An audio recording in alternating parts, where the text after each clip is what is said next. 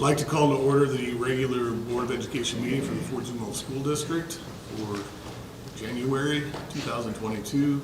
If you would stand please for the Pledge of Allegiance. The flag is to our right, your left. I pledge allegiance to the flag of the United States of America and to the republic for which it stands, one nation, under God, indivisible, with liberty and justice for all. Be seated, please. Roll call, Ms. Breen. Craig? Yes. Gabriel? Yes. Erica? Yes. John? Present. Tom? Here. Mike? Yes. The records will show that Tommy George is absent. There was a technical issue, feedback on the screen tonight, so I need a motion to adopt the agenda that you have before you this evening. I move for approval of the agenda as presented. Okay, second. All in favor? Aye. Any opposed? Okay, thank you very much. Recognition, Dr. DeBray. Hey, Mike, we have two items to bring to the board's attention tonight. The first is our South High School soccer team. They were successful again, won their third state championship out of the last 4 years. Really brought glory to South High School, but also to our cities of St. Peters and O'Fallon, and both cities have had the coaches and the players in to be recognized in one of their meetings. So we wanted to not be remiss and get our coach Jim Lane and as many of the team as could be here in this evening, so the board could also recognize them for the third state championship. Our principal, Kevin Keltner, is here. Kevin, if you would come forward, and if you want to, if Jim wants to come forward with any of the coaches he has and teammates, and stand here in front of the board, Kevin can talk about you. Come on up, guys. Dr. Bray and Mr. Swearinger, board members, and our administrators. This outstanding group of young men in front of you is something at South High School we're very proud of. As Dr. DeBray mentioned, their third state championship in the past 4 years, their second in the past 2, and I'm glad you called them up early because it takes Coach Lane a little while to get around here. He got so excited on a goal that our kids scored when he jumped up in the air. He's not where he can come down like the rest of them do. And apparently did a number on himself. I believe that was our only injury of the game, wasn't it? In that game, yeah. In that game, yes. And so Coach Lane's also been recognized not only as Missouri's Coach of the Year, but as the Central Region Coach of the Year in the United States right now. You're looking at our entire, I believe our entire varsity boys soccer team here this evening, pretty close to that. Assistant Coach Tyler Mueling on the far end, who is one of our Zumwalt South graduates as well. And we couldn't be more proud of what they have done for South High School and earning another state championship for us. That is a pretty rare occurrence. You don't see that happening in the state of Missouri very often with that many repeat things. And on top of that, it's just a good bunch of young men to have in school. Coach Lane, why don't you come and talk to us about these young men? Absolutely.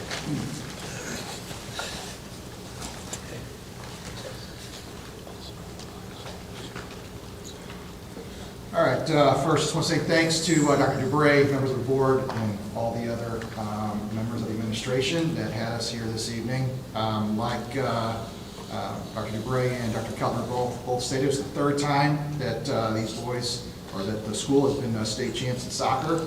It's the first public school in the state of Missouri to ever accomplish that task, so pretty incredible.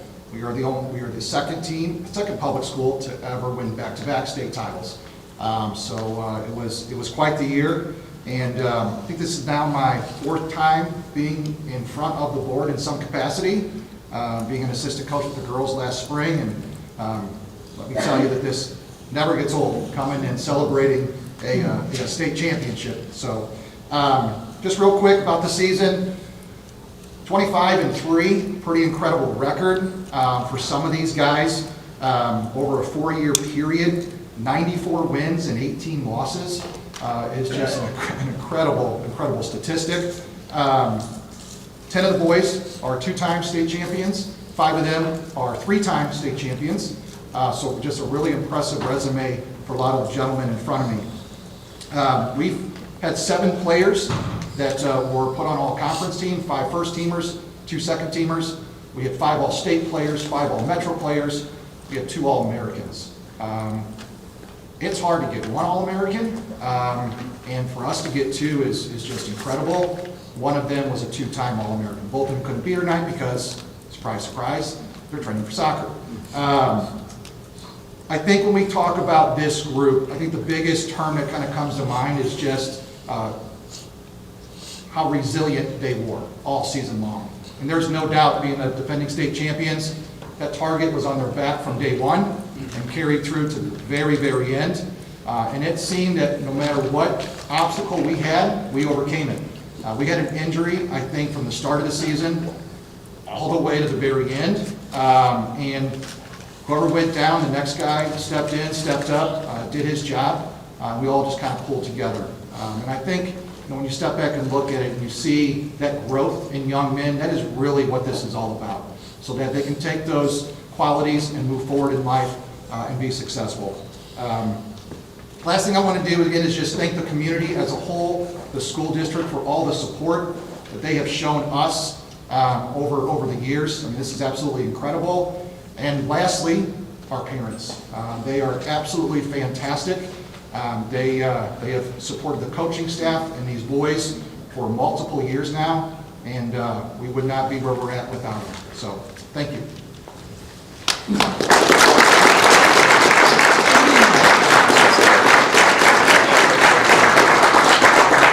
Jack, come on up and then fill in for me, guys. Is it too much pressure, Coach, to get 3 feet? What's that? 3 feet? Is that too much now? I don't know. You guys asked last time when we made it happen, so we'll see. Jack, there we go. You guys should be pros at getting your pictures taken by now. It's okay to smile. Perfect, thank you. Gentlemen, we're proud to have you here. As I've said before, and board members, you've heard me say this, we do a lot of great things at South High School, but these moments like this is our porch light. We get people in our community, people in our student body excited and cheering and going crazy over success like our kids have experienced here. And gentlemen, we couldn't be more proud of you. Thanks for being here. Kevin, before the team leaves, could you guys turn around and face the board, and maybe introduce yourselves so they know who are our state champs? Let us know if you're senior, junior, so that we know that we're going to have a strong team next year. Okay, Coach, what's that for you? I'm AJ, I'm a sophomore defense. Drew, sophomore, defense. Noah, senior, midfielder. Dylan, junior, defender. Evan, I'm a senior, I'm a forward. I'm Jack, I'm a senior, and I'm a center. Zach, junior midfielder. Evan, junior goalie. Jackson, freshman midfielder. Colin, senior defender. Colby, midfielder, senior. Luke, senior goalkeeper. Also Luke, junior midfielder. Congratulations, guys. Thank you. Much success.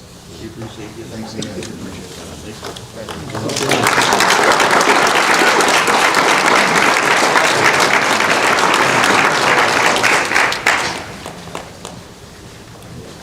You had one other I do. recognition tonight. I do. I was just, is Give Juan them here? some minutes.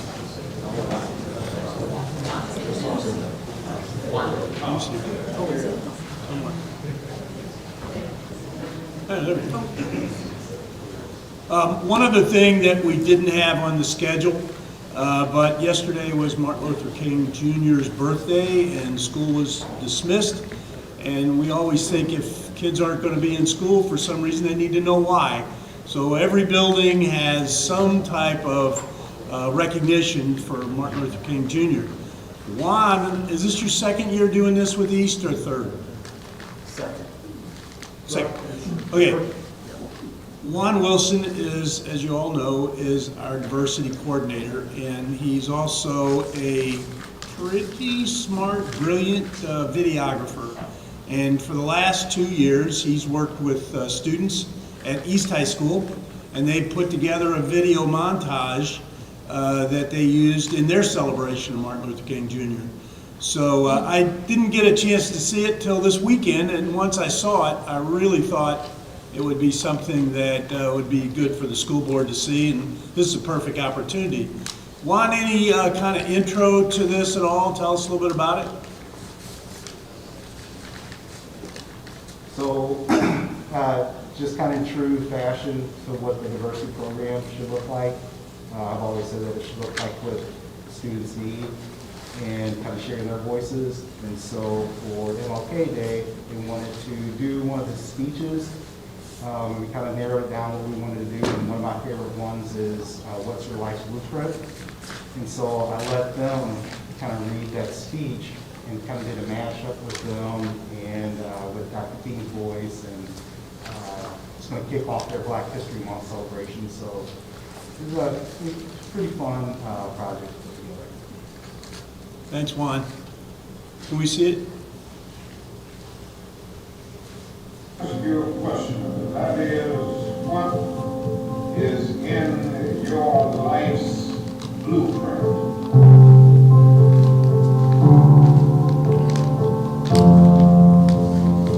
I want to suggest some of the things that should be in your life's blueprint. Number one in your life's blueprint should be to believe in your own dignity, your word, and your own survivors. Don't allow anybody to make you feel. Never allow anybody to make you feel that you are no. Always feel that you count. Always feel that you have worth and your life is meaningful. Always feel that you count. Always feel that you have worth. Always feel that your life has ultimate significance. Secondly, in your life's blueprint, you must have as a basic principle the determination to achieve excellence in various fields of endeavor. Going to be exciting as it is, as the years unfold, what you will do in life, what your life's work will be. Set out to do in life. Be a bush if you can't be a tree. If you can't be a highway, just be a trail. If you can't be a sun, be a star. For it isn't by size that you win or fail. Be the best at whatever you are. This is the most important and crucial period of your lives, for what you do now and what you decide now at this age may well determine which way your life shall go. Don't allow anybody to pull you so low as to make you hate you. You have a responsibility to seek to make life better for everybody.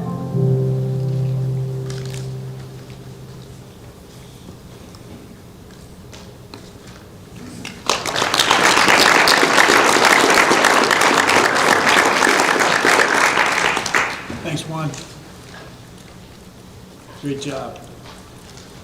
All right, at this time, we'll have comments from the audience. And before we begin those comments, please remember this is a board meeting rather than a public forum. Primary purpose of the meeting is to conduct the business of the board in a timely manner. As such, please keep the following in mind when presenting comments to the board. Individual remarks will be limited to 3 minutes and to 1 appearance per person.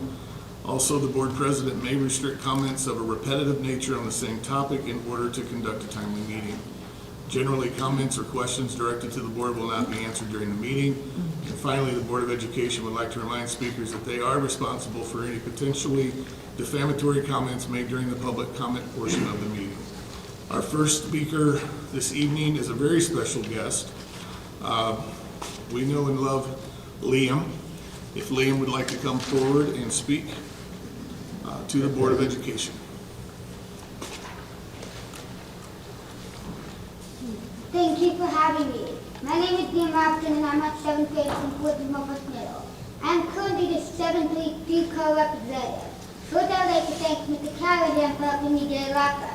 My backpack is very heavy and it was hard for me to carry around all day since we don't have lockers. Mr. Callahan helped me get my own locker, so now I don't have to carry my zip all day. Thank you, Mr. Callahan. Now I'd like to talk to you about Fun Day Friday. I have an idea that I think will help improve our school. It will help kids that struggle to learn through interactive lessons and fun. Once a month on a Friday, we would enjoy Fun Day Friday. Our teachers would teach in a more different, more fun ways, such as using interactive websites like Macagon, floating dots, and global explanations. In PE classes, they might do a game day. Mostly, it will be applying the concepts through fun. Mr. Evans has been helping me figure out how to do it. But we need DECO to approve of this idea. I believe this idea can be helpful to a lot of students. So I would like support to create a pilot program at West Middle and possibly bring it to other schools too. This is how I wish to help improve learning in our school, even for kids who struggle to pay attention. Thank you for your time. Thank you very much.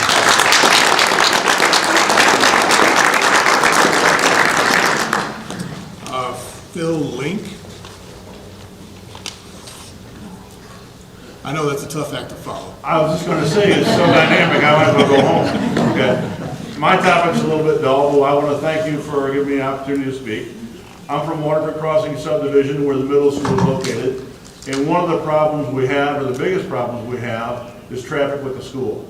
The school's in a great location, we appreciate it, it brings value to our homes, it makes our homes more attractive. The problem we have is we're concerned with the kids and the students of the neighborhood because of the traffic issues. We realize that you cannot control the street size and things, but I think one of the opportunities we had a couple years ago is that we actually staggered the release time of the students, the walkers and things, and that's going to be paramount, I think, in order to correct the problem. We're here looking to work with you. We know that ridership on the bus is probably down 30% due to COVID, and there's a lot more kids being dropped off, and that creates a real bottleneck at the front of the subdivision. Our subdivision is nearly 25 years old or older. We've got a lot of original residents that are 75 years old or older, and we've had one or two instances where we had to get an ambulance or a paramedic in during school release time. And luckily, everything was fine. But sooner or later, we're going to run into a situation where it's not going to work out so well. Right now, you've got the parents parking on one side of the street, which helps us out a lot, but that just creates a massive U-turn at Tri-Sports Drive in the beginning of our intersection of JD Court, Waterford Crystal Court, and Waterford Crossing. The buses currently line up around the back of the school, which is great, but the problem we have is more at the release time, especially parents are showing up an hour before time, 45 minutes to a half hour before, and at that point, it starts to create a bottleneck and starts leaching into our subdivision. One of the things it also creates is they've had to change the bus routes for the kids in our school, in our subdivision, that attend the elementary school across the street.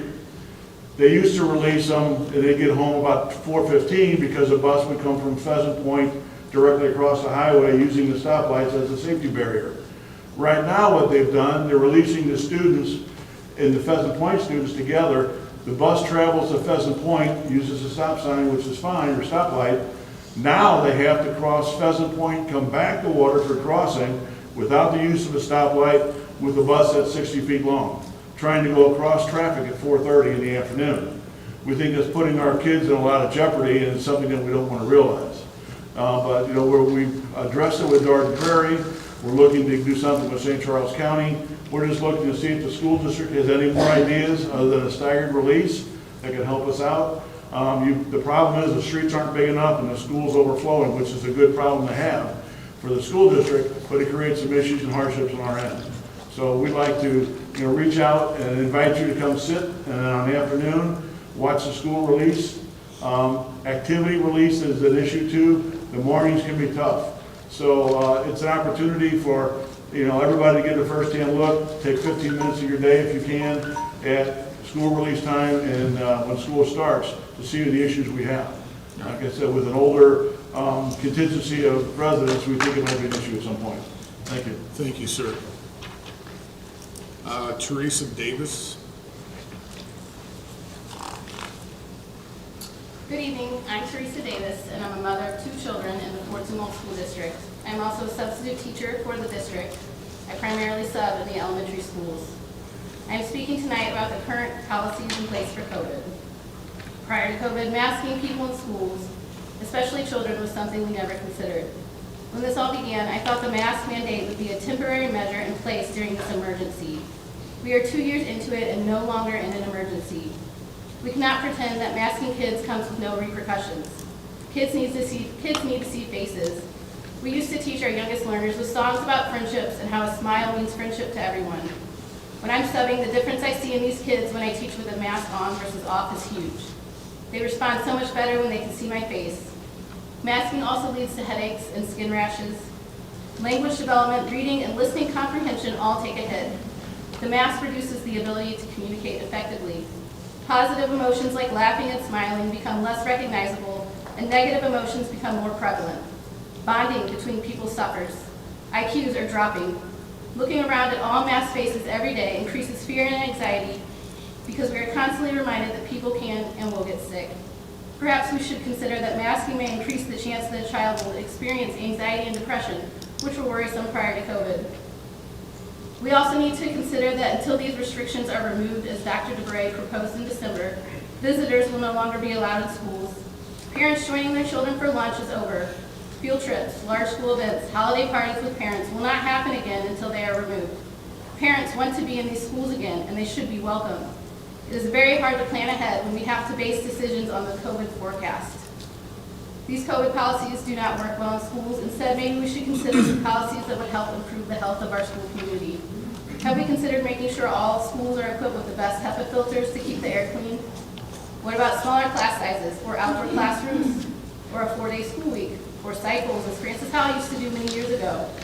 What about half-day kindergarten, or later start times, or plenty of health and wellness opportunities for staff? Nap times for the youngest learners, or an increase in physical activity in the form of recess or PE. I'm sure the district could come up with something that doesn't expect children to cover their faces. Masking children should be left up to the family to decide. Hand washing and keeping sick people home does a lot for preventing the spread of illness. I've also heard that we have to keep these mask mandates because we will not have enough staff to keep the schools open. I have a hard time believing this, as I'm sure Dr. DeBray himself would come fill in before shutting down the schools again. These principals and staff do a phenomenal job covering for each other and doing what needs to be done to have a functioning school. It's actually very impressive, and I have the utmost respect for our educators and administrators. We should be applauding them, not giving them more expectations like being masked police. Let's give all staff a break and let them get back to educating the children. They had enough on their plates prior to COVID. Thank you.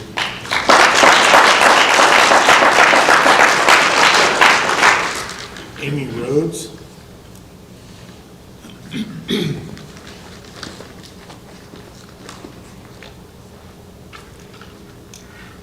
Good evening, Dr. DeBray and board. I come representing a group of concerned parents in the district. We have been working hard this school year to try to keep our students and our staff safe during the COVID-19 pandemic. We did not have to do this last year. And this year, it has been a constant battle because this district has been inconsistent, has had bad communication, very bad communication, very confusing policy. And there are board members currently working to help parents and teachers undermine the policy they wrote. This district has a lot of work to do.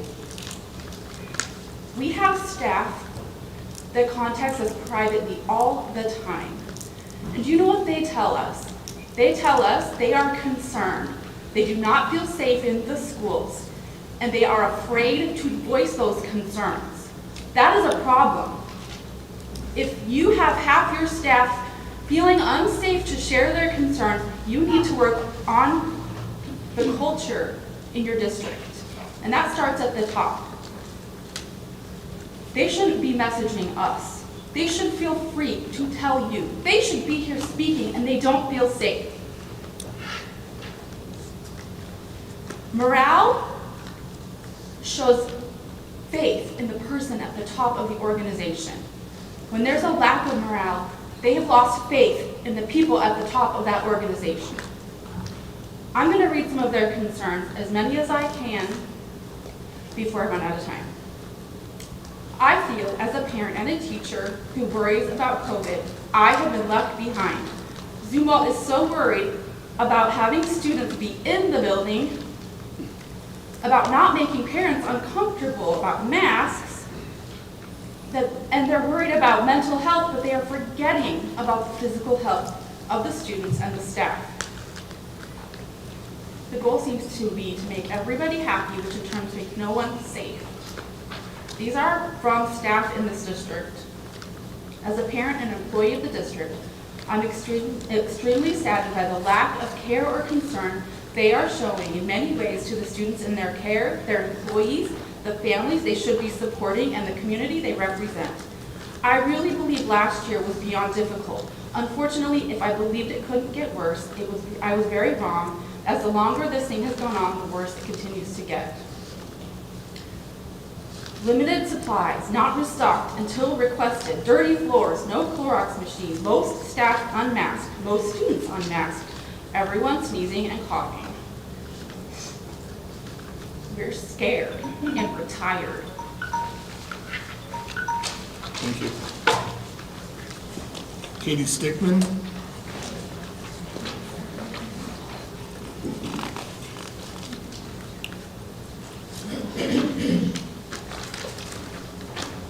Hi, I'm Katie Stickman.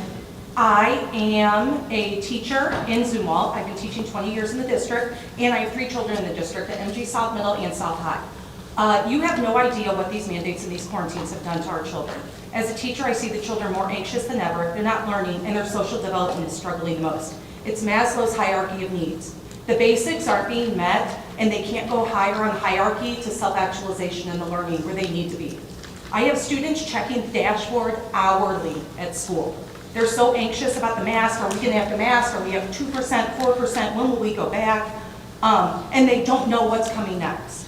Stopping the quarantines has helped a lot, and that is appreciated. And I feel we were discriminating against the unvaccinated students by sending them home. All of this while we knew vaccinated children could get and spread COVID. To me, it was unreal that we were sending these other children home. I understand that you want to do something to fix the problem. We all do. The masking and the quarantine just are not the solutions. They have caused more harm than good. The kids now are different. I've been teaching a really long time. I've taught thousands of kids. They're different now. I keep hearing, the kids are resilient, they'll be fine. Well, I can tell you firsthand they aren't.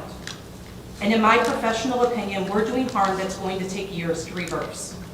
I've done my best as a teacher and a parent to keep my own children and my students' lives as normal as possible.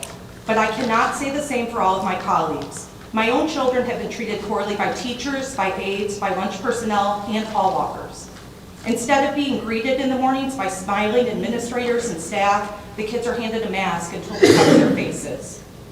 The masking is demoralizing, dehumanizing, and inhibits so much communication between the students and their peers and the students and the staff. Our role as adults is to mitigate the fear and the anxiety of children. When teachers talk about vaccines, they talk about COVID, they talk about the percentiles, the mask, we're not calming the kids down. And trust me, a lot of teachers talk about the vaccines and the COVID with their students. I've heard some teachers, coaches even trying to convince students that they should get vaccinated so they don't get quarantined. To me, this is totally unacceptable, it's unprofessional, it's unethical. Please, please, please reconsider the mandates and the impacts that we're having on these children. We're in our 3rd school year like this. Our 2nd graders have never even had a COVID-free year. My husband and I moved from a neighboring school district 5 years ago, so our kids could be Zumwalt kids. And now we're trying to consider our options to pull our kids and homeschool them because we're really upset about what this is doing to them. Thank you for your time, and I appreciate all you've done. I know it's been a difficult journey. Thank you.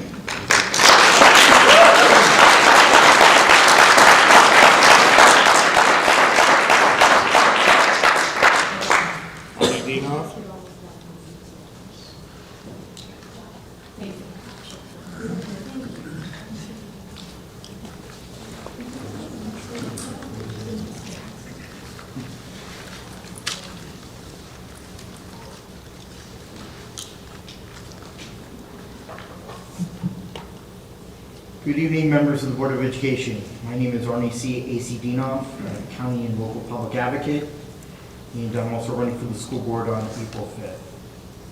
Public service is vitally important, not only to this district, but all political subdivisions here locally and across the state. We expect our elected and appointed officials to be here on the ground. It's imperative. It is a requirement. When you move to the state of Florida, Mr. Emons, and you move your family, you boast about it on Facebook, it gives us a black eye and a slap in the face to our school district. It tells me that you don't care, that you left, that you abandoned, that you forfeited your position as school board. The state law is very precise, and it states that if you have abandoned your school board position as a member of this Board of Education, you flew the coop.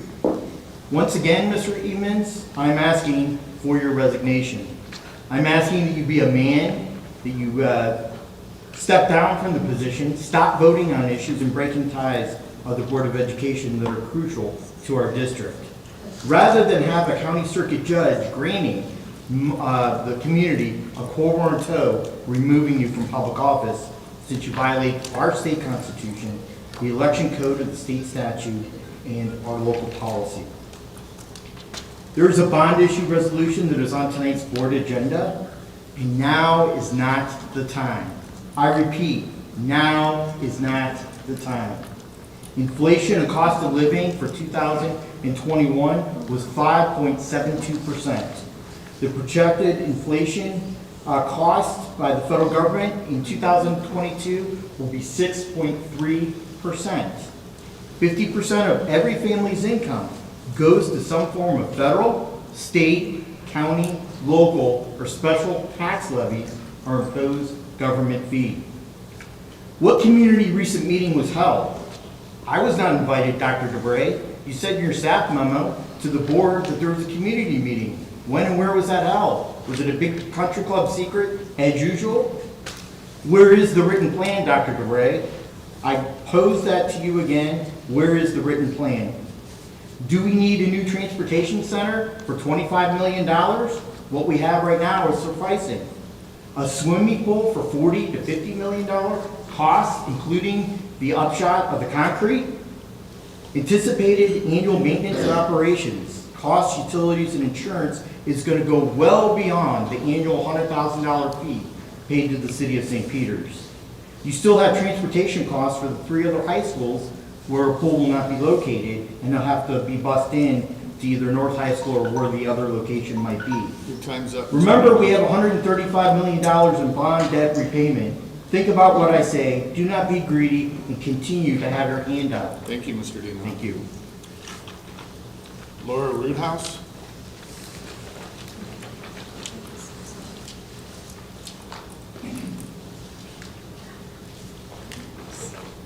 Excuse me, sorry, I'm like trying to pull all this stuff here. I left my paper, so I kind of got some notes here, so I apologize. Start this. My name is Laura Roothouse, and I have 2 kiddos. One's in 2nd grade at the elementary, and one's in 11th grade at the high school. Mine was just to ask some questions. I know that kind of what some of the folks have been saying here, you know, I do have a background with education as well, and what they're saying about the smiling and kids learning and interacting, that is very true, and it's not just of school-age kids. It's of kids, if you think about it, even in the supermarket.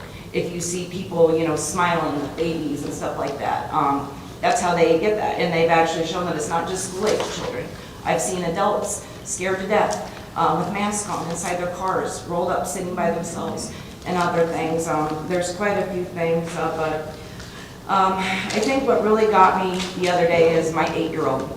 One of her little friends, she had parent pickup, sorry. She says, have you had the vaccine yet? Now my family's had it, we have natural immunity. A lot of us remember getting the chicken pox as a kid. I was in 2nd grade when I got it. And she said, did you get the vaccine yet? And my daughter didn't quite know what to say. And then she says, well, I can't be around you if you didn't get the vaccine because you might make me sick.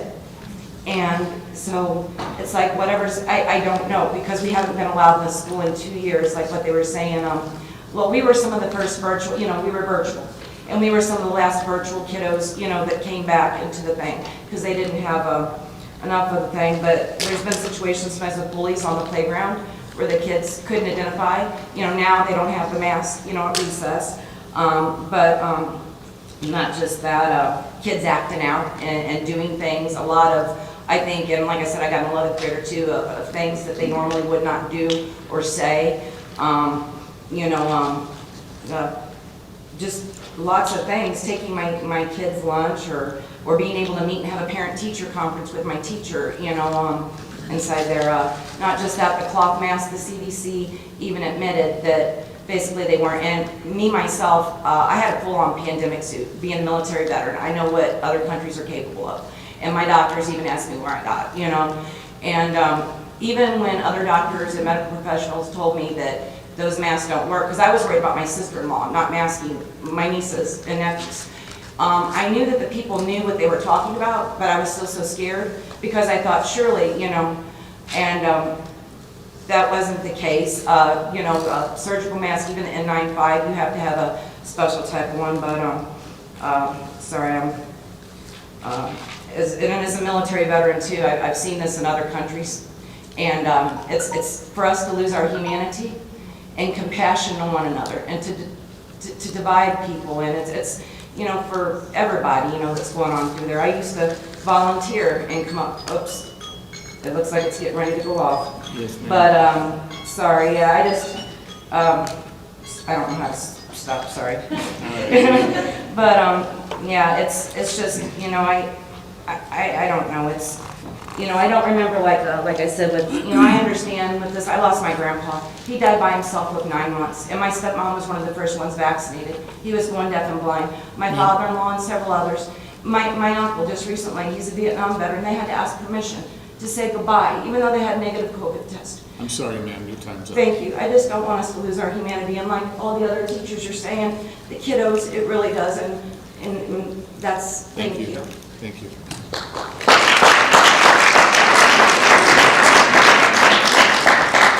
Janine Nessage.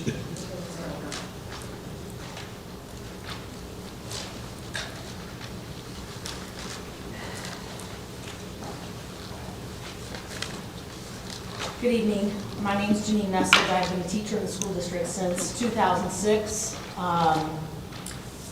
First, I'd like to thank the board and everyone that is here tonight, because I'm very proud to work for the school district, and I think we go above and beyond what a lot of school districts have not done. And I know everything that you guys are doing and talking about and taking information from our community, and you're trying to do what's best, believe me. This is not political for me at all. I'm sorry, I don't want to be up here talking to you all, it makes me very nervous. I've got this speech and I don't think I'm going to read it, I think I'm just going to talk to you. I apologize. I have, in the 20-some years that I've taught, this is my third school district. Started out in Hazelwood, then Pattonville, then here.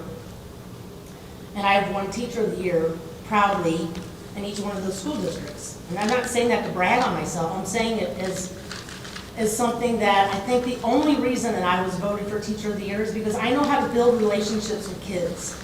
Because it doesn't matter what color their hair is, what their sexuality is, what race they are. I became an educator because I truly think that I can make a difference in kids' lives. And this has been the hardest 3 years of my life, trying to reach out to kids that struggle. And I just, you know, I think I'm emotional over this. Both my kids graduated from Zumwalt. My son was the first one to go through COVID in 2020. But what makes me the most emotional is I have a niece and nephew who are now being homeschooled, and they are asking me as their aunt, why can't I go back to school? You know, I thought this was over. You know, are kids still dying from this, Aunt Janine? No, they're not. So my question to you is, if you had a child come ask you, why can't I go back to school? What would you tell them? Because we're not dying. If someone has a health condition or they don't feel safe. They have other options. The majority of people want to have their kids at school. They want to be in school. And I just want to see things go back to normal. And because kids just, they don't engage with us when they have a mask on. They don't want to come up and come in your classroom and speak to you openly.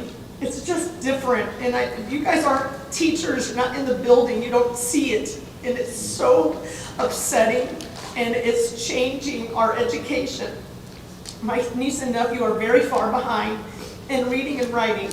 And now that they're being homeschooled and they're getting one-on-one attention and they're going to Sylvan Learning Center, their reading and writing and their math has improved tremendously. But the social aspect is missing, and they want to go back to school. Jeannie, I'm Please, sorry. Thank you. please do what you can. Thank you.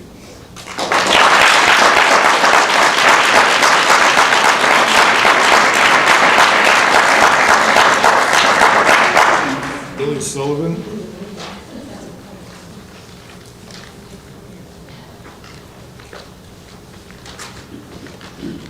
Thank you guys for what you're doing for us. I want to take a little bit different approach tonight. Psalms 118, 5 through 9. I called on the Lord in distress. The Lord answered me and set me in a broad place. The Lord is on my side. I will not fear. And what can man do to me? The Lord is for me among those who help me. Therefore I shall see my desire on those who hate me. It is better to trust in the Lord than to put confidence in man. It is better to trust in the Lord than to put confidence in princes. Psalms 27:3. Though an army may encamp against me, my heart shall not fear. Though war may rise against me, in this I will be confident. Psalm 93:4. The Lord on high is mightier than the noise of many waters, than the many waves of the sea. Proverbs 29:25. The fear of man brings a snare, but whoever trusts in the Lord shall be safe. Isaiah 35:3 and 4. Strengthen the weak hands and make firm the feeble knees. Say to those who are fearful-hearted, be strong, do not fear. Exodus 1:16 and 17. Pharaoh said, when you do the duties of a midwife for the Hebrew women and see them on the birth stools, if it is a son, then you shall kill him. But if it is a daughter, then she shall live. But the midwives feared God and did not do as the king of Egypt commanded them, but saved the male children alive. Let me read that again. I'm going to replace a word here, though. But the midwives feared God and did not do as the president commanded them, but saved the male children alive. 2 Timothy 1:6 and 7. Therefore I remind you to stir up the gift of God which is in you through the laying on of hands. For God has not given us a spirit of fear, but of power and of love and of sound mind. God, I ask you that you watch over the members of the board, you protect them and their families. I ask that you give them wisdom and strength to make right decisions. I ask that you shield our kids of the author of fear, the devil himself, and protect and heal our schools, homes, communities, and nation. I ask all of these things tonight in Jesus' name. Amen. Thank you. Amen.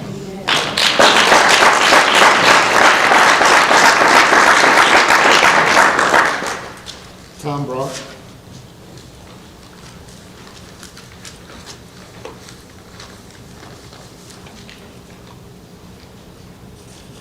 Good evening. Thank you for your time. When masking is enforced, the whole environment changes at the school. The environment becomes negative because it becomes all about the mask. At some schools, kids have to pull down their mask for each bite they take quickly to pull up their mask right after. In other states, kids are being segregated by vaccine status. They're limited to certain spaces on school property. They're also locking down nursing homes again, not allowing families to visit their loved ones. In hospitals all over the United States, they aren't allowing families to see their loved ones who are dying. It's time to get our freedom back. This respiratory tract has infected millions around the world. It's the leading cause of death among children, accounting for 16% of all deaths in children under 5 years old. It's the #1 most common reason for U.S. children to be hospitalized. I'm not talking about COVID, I'm talking about pneumonia. We've never done anything in comparison with COVID as we've done with other things.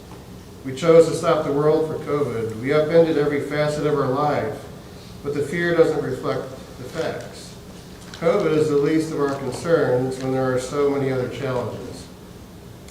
We had 5,987 suicides, 3,683 opioid overdoses, 3,285 children killed with guns, 2,500 children killed in car wrecks, 1,841 kids killed from abuse and neglect, 1,263 kids died from pneumonia, and 710 kids died from COVID. I just want to get a perspective, bringing our kids back to school, and just reiterating a lot of things that have been said. We just need to get back to normalcy without masks, without mandates. Thank you. Thanks, Tom.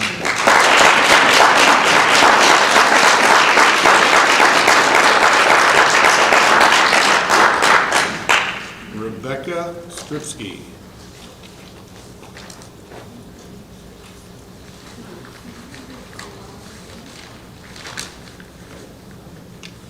Good evening, board members. My name is Rebecca Stripsky. I have 3 children in the district.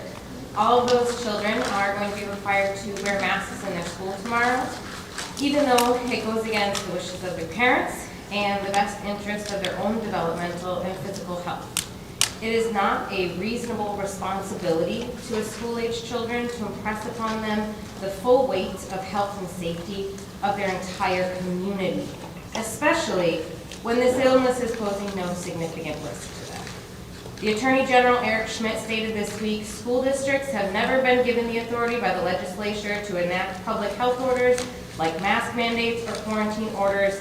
It's far past time that the power to make health decisions concerning children be pried from the hands of bureaucrats and put back into the hands of parents and families.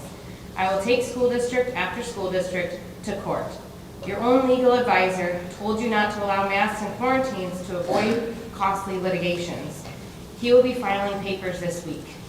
We wanted to avoid this. Notice that our district, which has been mask-free, is no worse off than any other districts that require masks. We're forcing our children to adhere to guidelines that are clearly not helping at all. So that poses an important question. Who are these masks protecting? And who is gaining from having them in place? Or are we gaining nothing at all? Kids go to school, they share, they play, they have fun with their friends, and they spread germs. That's a kid. We are trying to change the nature of children and of infectious diseases here. Neither the flu nor the common cold have ever been eradicated, and neither will COVID-19. We need to learn to coexist and move to a post-pandemic life. Every parent has the tool in their COVID toolbox that they may choose to use. If you want to send your kid in a mask, do so, please. If you want to have them double mask, booster, whatever in your toolbox you have, please do so. We want that to be your choice. I do not believe I have the right to tell you not to do those things, and that would be consistent with a medical decision for your child. I expect the school to allow me those same rights as my child's legal parent. We cannot predict the future, nor should we live there. We can only do our best to make reasonable decisions for today. Thank you for your time.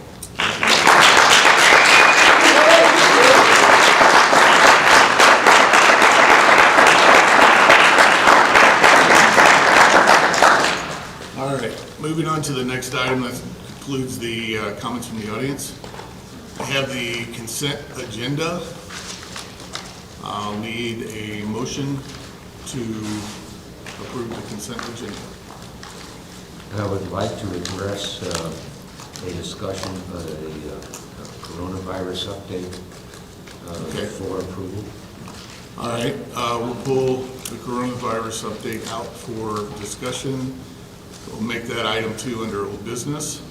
Like actually, if I can make a request there, if we're gonna pull the COVID update out. Yep. Since so much of this hinges on whether or not it impacts, the education of our students. Frankly, I'd like to do it after we talk about the district assessment. I've waited 2 years to have that conversation. I think we should have that conversation first. Okay. Do we need a motion to? Well, that's what I'm gonna do right now. So, you asked that we pull it out, Yes, and Tom has made a recommendation that we put it. it's part of the discussion. Okay. Any other discussion about that? If not, I need a motion to approve the consent agenda, pulling the coronavirus discussion out. If they're gonna pull that out of the consent agenda. You need a motion to do that? You need a motion and a second and a vote. Okay. Affirmative vote. All right, so I need a motion, okay. So I need a motion then to pull the coronavirus out. I already have the motion, I'm sorry. I Yes, need a yes. second to pull the coronavirus out. So I'm And if asking we for a can, second. can you modify your motion then to put it behind Yes, Okay. behind item 9. item 8, 9A, 9A? Are you good with that? Let me get a good grip on my mouse here and find out what the heck I'm doing. Okay, how do I get to this thing?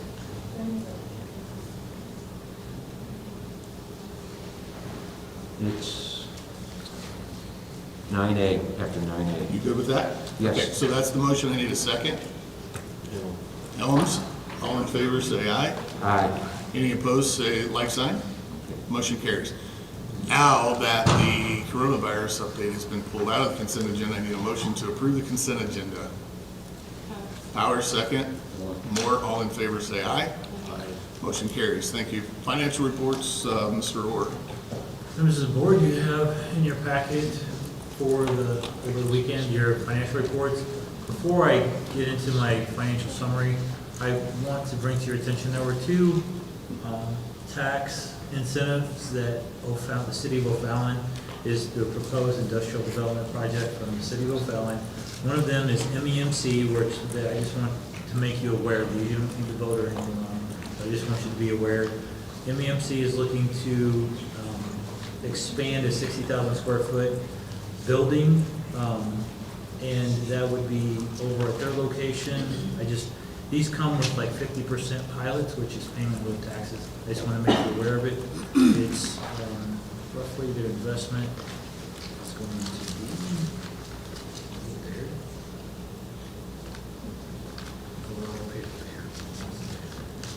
It looks like a $300 million investment, so pretty good sizable investment. But anyway, we would get a 50% tax incentive of pass-through in lieu of tax, so there would be some abatement. And the second one is for Phoenix and John Building Materials. It's on a 12.5 acre lot that is just over here on Cold Springs, actually. And they will also have a 50% abatement. I don't know if you guys want any more information, but I just wanted to make you aware of these projects that were going through the city. So, if anybody has any questions about those, on to my financial summary for December. Cash and investments for the month of December were $94,240,183.89. I'm not going to read the whole memo, just kind of summarize it. If you have any questions, the monthly revenues for December were $94.5 million. Revenues for the month are running ahead of December by 3.1.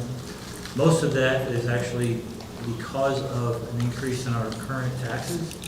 We get estimated tax payments in December, and they reconcile those in January. So there was an increase in our collections, but actually we'll see a decrease, we should, in January when they reconcile that, based on where our assessed valuation come in and where our tax rate is.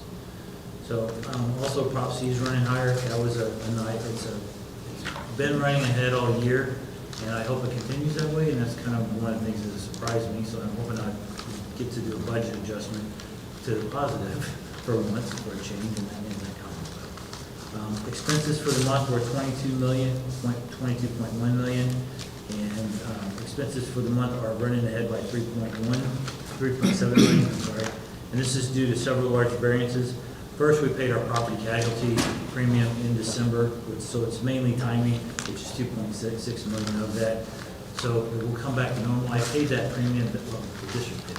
I wish I had 2.6 million. The district paid that premium in January last year, so it's just a timing variance. Tuition costs are also up because we have kids, we're paying for tuition. We got billed earlier this year of $600,000, and that's also timing. And lastly, our supply type items are up to the line by $450,000, and a lot of that's just increased spending based on inflation, food, nutrition, fuel, those kind of costs. All right. Anybody has any questions? Any questions for Mr. Rohr regarding the financial reports? Don? Where do we stand with our fund balance at this point? We're right about where we would expect to be. Unfortunately, the legislature is still not appropriated that $10 million for the stimulus fund, so if we don't get that, we're gonna be in pretty sad shape fund balance-wise at the end of the year. So crossing my fingers, and reminds you of Percentage-wise, if you were to guess right now? I would just have to go along with what the budget says, which is around 50%, I guess. Any other questions for Mr. Rohr? If there are none, I need a motion to approve the financial report as presented. Powers, second. Callahan, all in favor say aye. Aye. Like sign, nope, okay. Passes. Old business, JB Medi, you have recommendations for PC refresh provider. Thank you, sir. I'm Last sorry, month we talked excuse me, about- real quick, I just Oh, want to yeah. make sure, did you all receive this addendum, this letter from JB? Yes. Okay, go ahead. Good. Last month I came to you with quantities and areas that we defined that were necessary to replace for this summer. With that in mind, I put that all out to bid and got pricing back that I presented to you in recommendation along with the addendum that you have in front of you. Pricing came out really pretty on par with what I had recommended as an estimate. Last month we came within about $100,000 of total, under actually what my estimate was last month. So I feel pretty comfortable that we're on par for what we were looking for. We also looked closely at specifications. Everything looked as expected. We'll be getting good equipment if we approve all of this, but I'm happy to talk through any of those pieces. My recommendation tonight covers 6 categories. So traditionally, I believe we cover those each individually. If you'd like, I can start with the first one. Yes, please do. Okay, first category we have up tonight is desktop computers. This is a pretty small deployment for us this year. This covers our OTPT staff along with any new hires that we have at the beginning of the year. For that, the best overall solution was provided by Office Essentials for a total cost of $57,428.46. These are traditional desktop computers, 2 monitors, just like we do in all of our office and staff locations. Any questions regarding the deployment for the desktops? Now I need a motion to approve $57,428.46. Powers, second. More. This is for Office Essentials, by the way, in the spring. All in favor say aye. Any opposed? Next item. Okay, category number 2 is laptop. This is for additional staff and new hires at the beginning of the year. This is best quote provided by Riverside Technologies. These are HP laptops. This again is just a laptop, not like a laptop with a docking station and a monitor. So these are traveling staff that would not be sitting inside of an office. These specifications came in as expected. These are Intel i7 or equivalent, let's see, yeah, these were i7s. So these will be good machines that can definitely last us without a problem. Best solution is Riverside for a total cost of $210,263.04. Need a motion to approve the recommendation for the laptop deployment in the amount of $210,263.04 to Riverside Technologies. Helms, second. Powers, all in favor say aye. Aye. Motion carries. Laptop with docking stations. Okay, this category is where we have my addendum in play. We reviewed it for specifications, everything looked correct. Riverside provided all the information along with this, but failed to provide the pricing along with it, and we missed that in the initial bid review. Once we went back through that and discussed it with Riverside, they were able to provide pricing for the monitor that needed to be a part of this station in order to provide that in the classroom. These are intended to be used for classroom teachers in the middle schools and the elementary schools. We are at 4 and 5 years since we've replaced those, so these are due for replacement. Again, these are the same HP laptops, but it includes a docking station, monitor, mouse, keyboard, everything that would be needed to set it up inside of a classroom. So with that in mind, Riverside, even with the addition of the monitor that they initially missed pricing on, still came well below the next best bid. So it would be my recommendation to accept their bid with the modification for a total of $1,359,227.16. So I need a motion to approve the deployment of the laptop with docking stations, including monitor, from Riverside Technologies in the amount of $1,359,227.16. Moore, second. Callahan, all in favor say aye. Aye. Any opposed? Next item.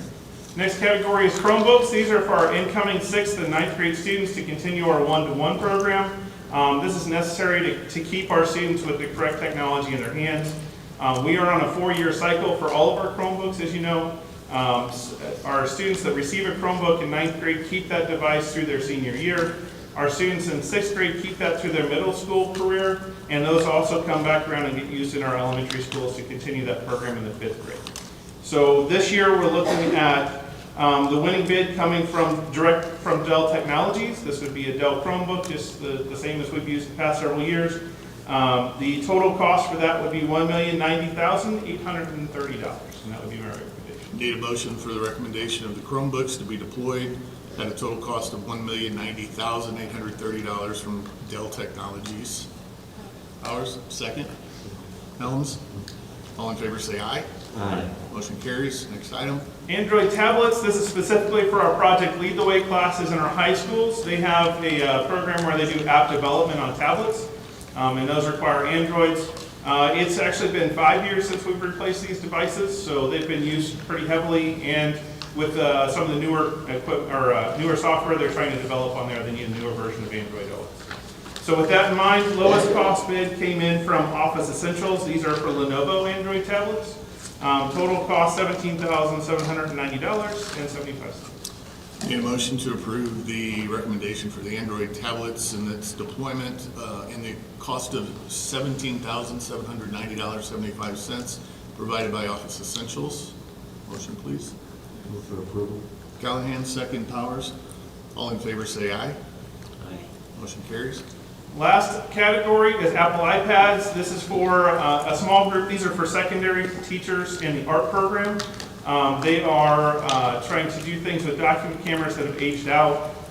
We have evaluated this with them and piloted iPads in these rooms and determined that an iPad can function both as a document camera and as a piece of hardware that they can share drawings and use different applications up on the screen that actually is more cost effective than buying document cameras and the hardware that would go with it. So with that in mind, Apple Direct is the best place that we can purchase from. They actually offer us educational discounts. The total cost for that is $8,232. Need a motion then to approve the recommendation for deployment of Apple iPads at a total cost of $8,232 direct from Apple. Ours, second. Moore, all in favor say aye. Aye. Any opposed? Thank you, JB. All right, thank you guys, I appreciate it. Dr. DeBray, new business, if you would carry us through this. Yes, the first item under new business is our annual assessment update. The Department of Elementary and Secondary Education has recently released our results for our students.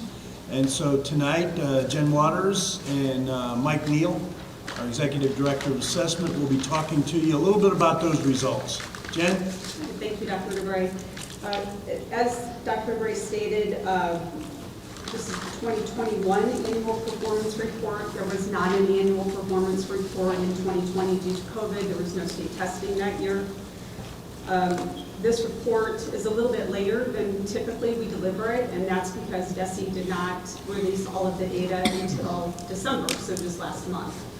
So overall, I would say the data is positive.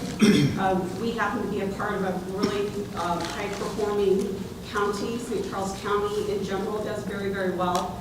So I think we stay very consistent with how we have progressed in the past. We've been really, really lucky that our teachers never stopped. They kept teaching through all of this. There's some really difficult times. Continue to do that. We see it every single day. So I can't say that I'm really surprised, because I have a lot of faith in our staff and a lot of faith in our kids. So I'm going to turn this over to Mike, who's going to join us virtually on the screen to your right. And he has a PowerPoint. He just summarized that very long report that was included in the agenda. So Mike, I'll turn it over to you. All right. Looks like you guys have a busy agenda for the night, so I'll go a little faster than I really want to. I could talk about this stuff all night long, but I won't do that. But at any time, if you have questions, please stop me, or if you'd like, you can ask questions at the end. So I'll just start. Hopefully, I think JB has the PowerPoint up on the second slide. So what's different about the 2020-21 school year? We're going to talk about that. Then I'll go through subject area achievement for ELA, math, science, social studies, and also for our super subgroup. I'll talk a little bit about college career ready reports, mostly ACT and our AP results. A little bit about attendance and graduation. I do want to discuss a little bit about the learning loss that we saw due to the pandemic last year. And then we also kind of go through this, and as a team, we identify growth opportunities for our district, like where are our strong points, where are our weak points, so where do we have opportunities to grow and get better. So I'll go ahead and move on to the next slide. And so what's new for the 2020-21 school year? Well, due to the pandemic, state testing was actually suspended for the 2019-20 school year. So usually we look at data on 3 consecutive years. So we're going to have a 1-year gap due to the fact that we did not do state testing in 2019-20. Also, due to the pandemic, there was obviously no APR for 2019-20, nor is there an APR for 2020-21. So that's 2 years in a row with no APR. Next year will actually be a baseline year for MSIP 6, so things will look a little different. Moving to the next slide, just talk a little bit, I'm just hitting bullet points about ELA. The typical student in Fort Zumwalt, so the average student in Fort Zumwalt actually scored higher than 65% of students across the state. That was just our average student. Our district scored higher than more than 93% of districts across the state of Missouri. Okay? I like to do even higher than that. So I did a little digging to look and see who those other districts were. And the majority of those districts are less than 1/20th of the size of Fort Zumwalt. So we're talking about a lot of little districts that scored better than us. There were also some large districts that scored better than we did in ELA. And comparing to really small districts is not a really fair comparison. They tend, just because of the variability of the data, they tend to move around a lot more. We're pretty steady. We're like a big ship. ELA growth. We've talked about growth in the past. Growth, I'll just make this really simple instead of going into all the psychometrics and everything. Growth just measures what have you done lately. Achievement measures, like, where are you at? Okay, so for example, an 8th grader's achievement is actually the result of everything that child's learned from kindergarten through 8th grade. The growth represents what have you learned lately. This year is a little different. Usually our growth represents what we've learned in 1 year. This year, our growth represents what we've learned in 2 years because we have that 1-year gap. So they measured growth from 2019 school year to the 2021 school year. So I touched a little bit about us being at the 93rd percentile, a little bit above the 93rd percentile of the state. I like to look at the largest school districts, so looking for the largest 24 school districts across the state. Our district scored 5th highest in overall ELA achievement. Going on to the next slide, I'm just going to do some comparisons within the county.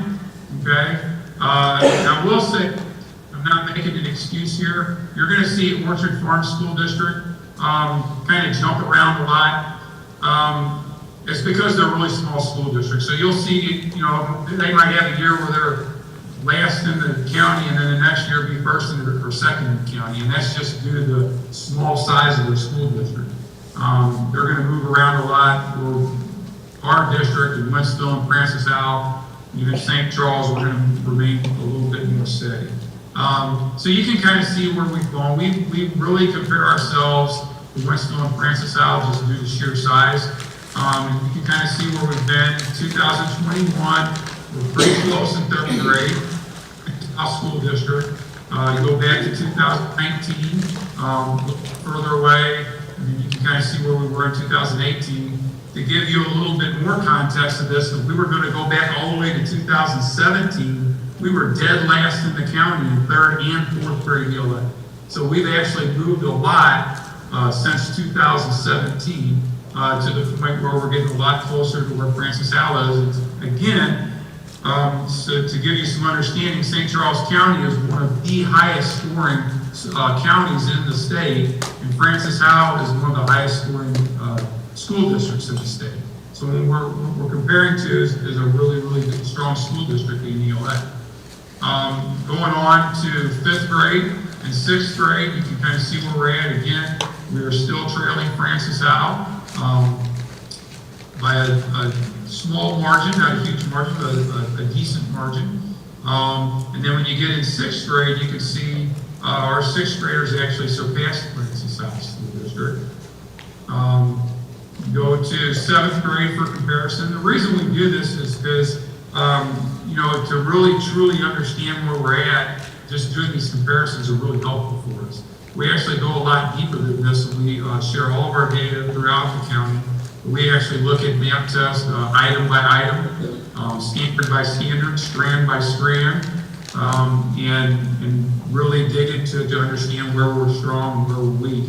So that's a really powerful thing. I want to mention 7th and 8th grade for sure. You can see where we are in 7th grade compared to Francis Howell School District. We tend to land between Francis Howell and ELA and Winston, or between Francis Howell and Winston and ELA at most grade levels.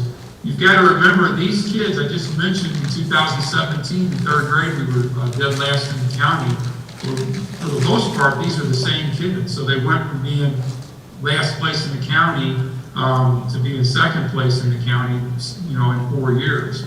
That's why when I mentioned earlier we had the best growth in the county, that growth measures what you've done lately, or achievement measures ever since you've been in school. Go on to English 2, and you can see that we're very close to Francis Howell again. Orchard Farm does have some steadily high numbers in English 2. For whatever reason, they tend to stay up there really high. But you can see that we're really close to Francis Howell School District in English 2. So that's kind of where we are. We are trailing Francis Howell School District, which is one of the highest scoring school districts in the state. Maybe if you want to move on past English 2 to the next slide. This slide shows the 24 largest school districts in Missouri. Okay, you can see that Rockwood and Francis Howell are basically in a tie for being the highest scoring school districts in ELA in the state of Missouri for large school districts. So they're very high percentile. We're not very far behind in reality. You look at Francis Howell, Rockwood, Parkway, Blue Springs, and Fort Zumwalt, and we're all within less than 10 MPI from each other. You drop down below that, you can see that just getting to Wentzville, they're almost 20 MPI behind us. So we're a lot closer to Francis Howell than we are Wentzville. We absolutely would like to be up there with Francis Howell, and I'm sure that we're working towards that.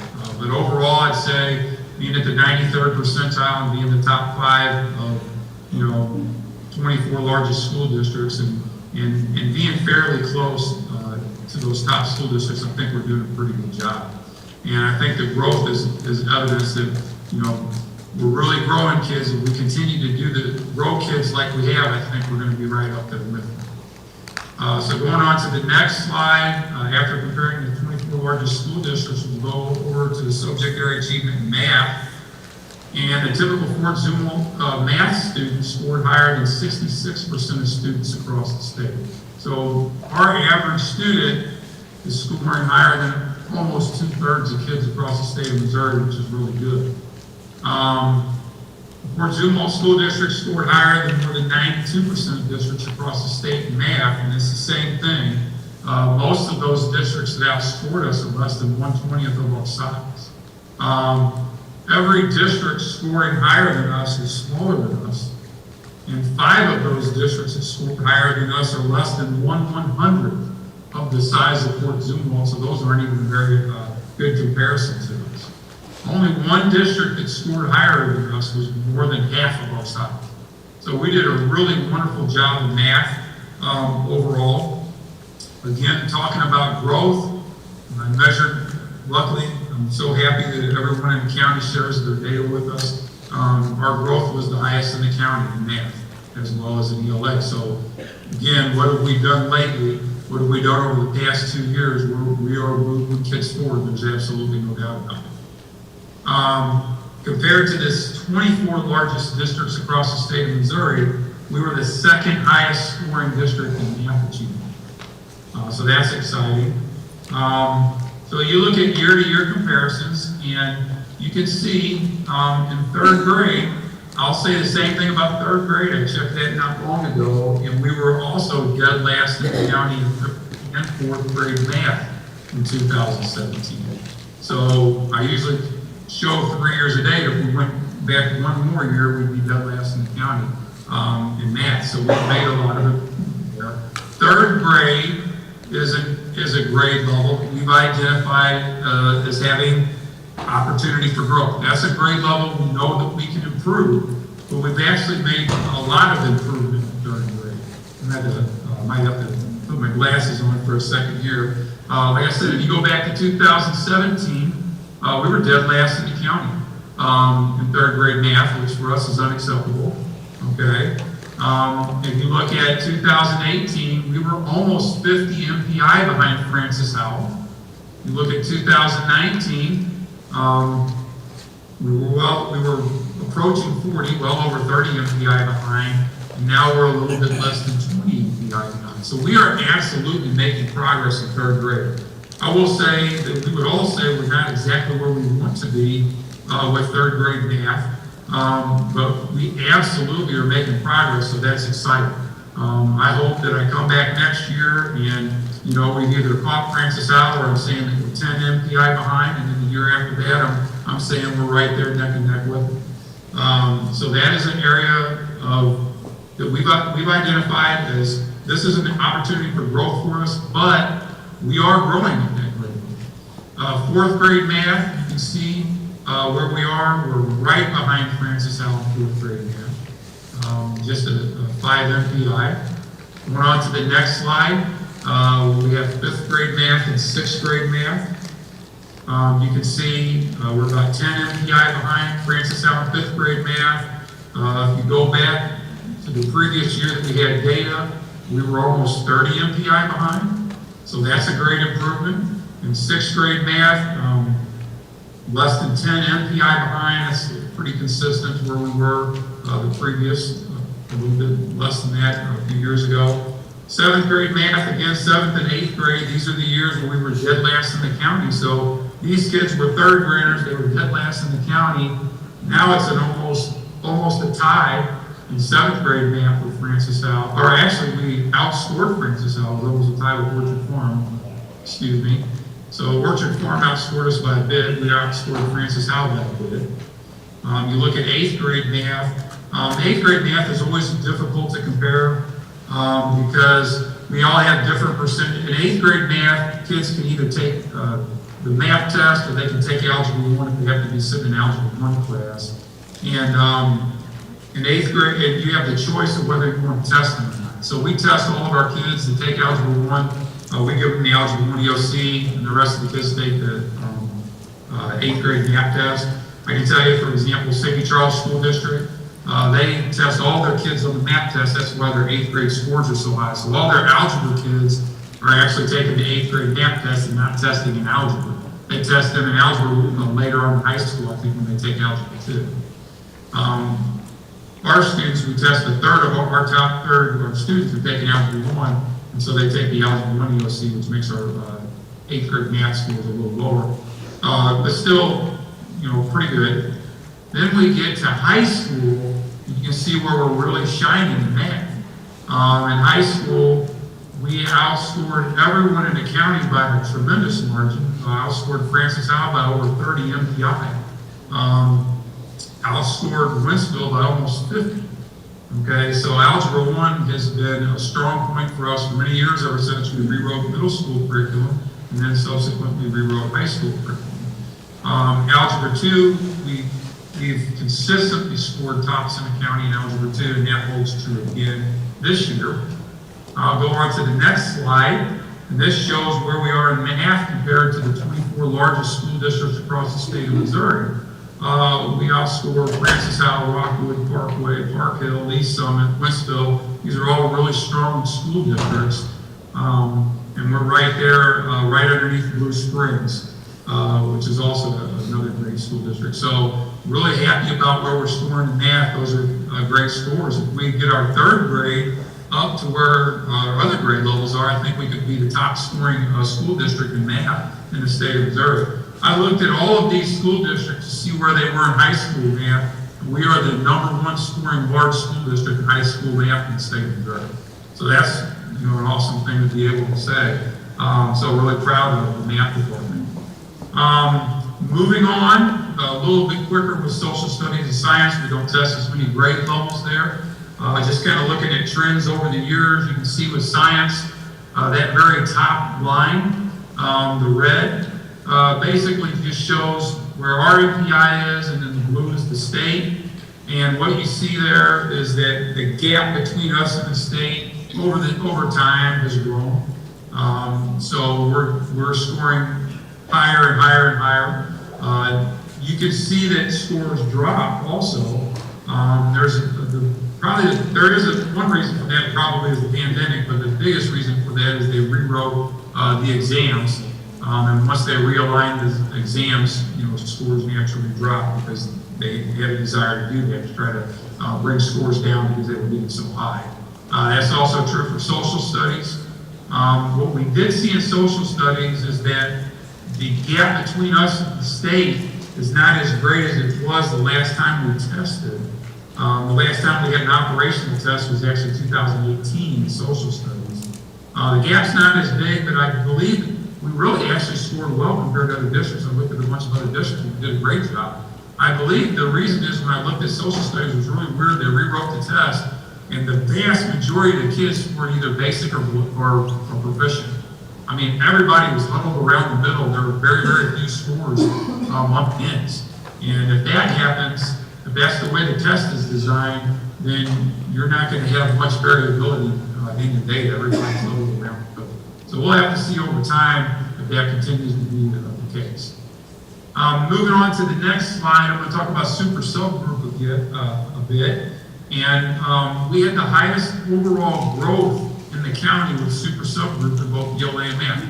Kind of goes along with our overall student groups having the highest growth in the county. So what have we done lately? We're doing a good job with super subgroup. But that doesn't tell the whole story. There are different groups within the super subgroup. So I decided to take a look at a group that I knew is probably an area for growth for us, and that's IEP students. And so I decided to look at two things. Let's look at all of our students that are not on IEP, and let's see how they score. And then let's look at our students that have IEPs and see how they score. And we know that overall, IEP students are probably going to score lower. But if I have something to compare them to, which is the rest of the county, as a comparison, let's see how they compare to the rest of the county. So that's what we did. Our non-IEP math students had by far the highest growth and achievement in the county compared to other non-IEP math students. So wow, we did a great job with our math students that didn't have IEPs. Best growth in the county, best achievement in the county. But if you want to look at our IEP students in math compared to the rest of the county, we were only third in growth. Okay, and we were a distant second in achievement to Francis Howell. So that kind of begs the question, why are we tops in growth and achievement for our non-IEP students, but we're not for our IEP students? So definitely that's an area of concern for us. Same thing in ELA. If you look at our non-IEP ELA students, They had the highest growth in the county, and they were a very very close second in achievement. So our non-IEP students did a great job in ELA. When we look at the group of students with IEPs, we were a distant third in both rolled in. So there's some disconnect here with non-IEP students doing really good compared to their peers in the county, and our IEP students not doing quite as well. So that's definitely something that we're going to focus on moving forward. So I'll move on to the next slide. We're getting close to being done here. Just kind of look at what's going on with ACT and AP scores. We could be celebrating our ACT scores are the highest that I've seen, 23.3 average ACT. But I've got to explain that to you a little bit. Because of the pandemic, a lot of universities waived the ACT requirement and aren't requiring ACT anymore. A lot less students are taking it. We still had a decent number take it. 907 seniors ended up taking ACT before they graduated. That's about 60% of the senior class. In 2020, saw a little bit of dip also in the number of seniors that took it. We still were around 90%. But that's probably the reason that our ACT scores are so much higher than they've been in past years. It's just the percentage of students that took it. With that being said, I believe that back in 2015, that 1,070 students was probably around 65%, so it's pretty similar to what we have this year. We are about almost a point higher than we were in 2015, but basically what happens with ACT, the higher percentage of kids take it, the scores go down. We had years here where we were paying for it or the state was paying for it. We were testing over 95% of our seniors on the ACT. So there's just a little bit of context there. When we look at AP scores, I have tons of slides in the board report that shows all the different content areas and how we did. The thing we look at as a school district, we're trying to get kids to have success in advanced coursework and get college credit for that. So what we really care about are the number of students that are earning a 3 or better. You get more students earning a 3 or better by doing two things. Doing a great job teaching that class and getting kids to understand the material and getting more kids to take the class. So that's what we try to do. We try to get as many kids into AP as we can. We try to do the best job we can teaching it. And given the fact that 2021 was a pandemic year, I was really impressed by the number of kids we had get 3 on AP. Compared to 2019, yeah, we're down by less than 200 students, but we're actually higher than what we had in 2018, which obviously we did not get here. So really pretty happy about that. We had a lot of kids have success, and hopefully we have more this year. Moving on to the next slide, just really quick, kind of show you where we're at with attendance and graduation. Attendance suffered a little bit in 2021, as you can probably imagine, but not a great deal. Nothing that really is concerning. We really have to see what attendance looks like this year. See if we see a pattern or not. But we were definitely down a little bit below 90%. We've been above 90% for many years now. Since that's become a focus. I'm sure that that's all or in part due to the pandemic. Graduation didn't suffer, it seems, at all, though. Go back all the way to 2018, we're about at 90%, and in the last 3 years, we've been right around 94, 95. So graduation didn't seem to suffer. Now I'll move on to the next slide, and we'll talk a little bit about learning loss. We had some learning loss due to the pandemic. It was greater in math than it was in ELA. ELA for our district dropped about 12 MPI compared to data for 2019. And looking at 2019, we're talking about basically the same assessment, same standards. So we did see a drop. We saw almost twice as much drop in math, which is probably understandable. These are similar to the drop that we saw across the state of Missouri. Definitely less than some other districts that I've looked at. Probably districts that were virtual all year.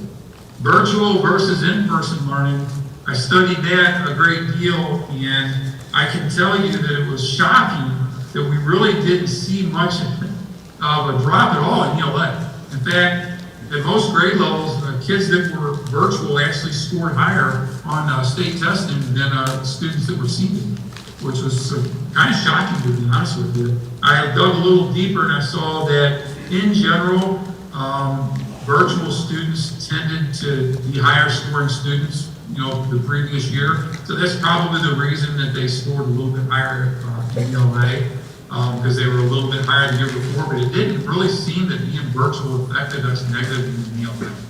In math, it was shocking how much being a virtual student affected students negatively. We saw 2 grade levels that had MPI drops of more than 40 points and another grade level that dropped more than 30. So really shocking to me. I thought the difference in math, being an ex-math teacher, I thought the difference in math would be much greater. I didn't expect it to be this great. Growth was slightly lower for our virtual ELA students, not much, but it was dramatically lower for our math students, as you can imagine. So moving on to, I think my last slide here, growth opportunities for our district. As I indicated, we have lower than the desired 3rd grade math achievement. With that being said, we've made a lot of advances in 3rd grade math and 4th grade math and ELA as well, but we're not where we want to be. So we're looking at primary math as definitely being a growth opportunity for our district. As something we can improve on. IEP student achievement, like I mentioned before, that's an area that we're going to look at. I think that's something that we definitely can make improvements at that will help our district and obviously help students. And then I just wanted you to know that specific skills and concepts and understandings that are identified by our subject area coordinators. It's amazing what we do with benchmark assessments. I mean, we dig into every single benchmark assessment, informative assessments, look at every single item type, VOK level, which is depth of knowledge, types of questions, the standards, everything you can think of. We analyze these things by building, by teacher, by student, trying to figure out what exactly it is that kids need. We share all of our data across the county. All the other districts give us all their data, and then we look at our map test. We know how kids scored in Winston on every single item. We know how they did on every single strand, how they did on every single standard, every single type of question. And for example, we might say, hey, we outscored, or maybe they outscored us, but we look at how Winston did at a certain grade level, or Francis Howell did. We'll find all the items that they did better than us in, and we'll say those must be, we'll look at all the districts. And we'll find all the items that relative to the other districts that we struggle with. And we'll focus on that. And we'll look and see how that looks in our curriculum and what we can do to change it. So, I tried to go as fast as I could. I probably didn't go fast myself. Anybody have any questions? Any questions for Mike or Jim? Oh, Tom, go ahead. Oh, I don't have a question, but just a couple statements about it. Listen, I think we're blessed in the fact that I truly believe we have the best staff and the best parents in the state. And I can't not state that. I also think you can live in the world where you say, everything that our staff and that our parents have been through and done in the last 2 years has been nothing short of heroic. And I think in the exact same breath, I can say it has not worked out for our kids. I think you can say both those things. Now, I appreciate the data we just went through, but I think we should walk through some of it. Listen, 3rd grade math, we talk about math. 2018, 340.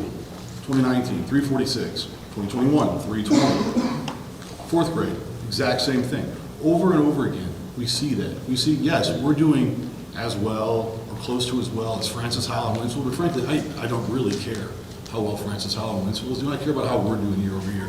What we're seeing is a major slide, a historic slide of grades. If I go down into the trend that we saw related to science, it's a 346. It's lower than we ranked in 2014. When I look at it from the social studies side, we're sitting at a score lower than we have. Sorry, flip that back. Science was lower than we've ever had on this chart in 10 years, in a decade. Social studies since before 2014. Guys, this isn't a learning gap. It's a learning canyon. We've created this. Our one job, or one primary focus, is the educational excellence of our students. You guys, right now what we're talking about here is that the entire state is racing itself to the bottom. We're simply going slower than them because of our staff and our parents. that is still a problem. It's still a major issue, something that when we talk about who is left behind and who isn't, is we have students who have been simply left behind. And that's not a, we'll fix it next year type of response. That's a, it will never be fixed for those students.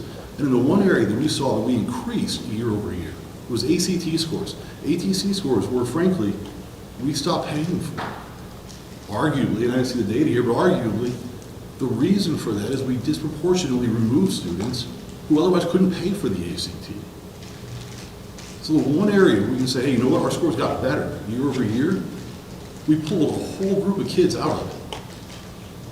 This is, and again, I appreciate the fact that when you look at us at a district ranking against other districts in this county, in this state, we're doing significantly better than just about all of them. We should all be very proud of that.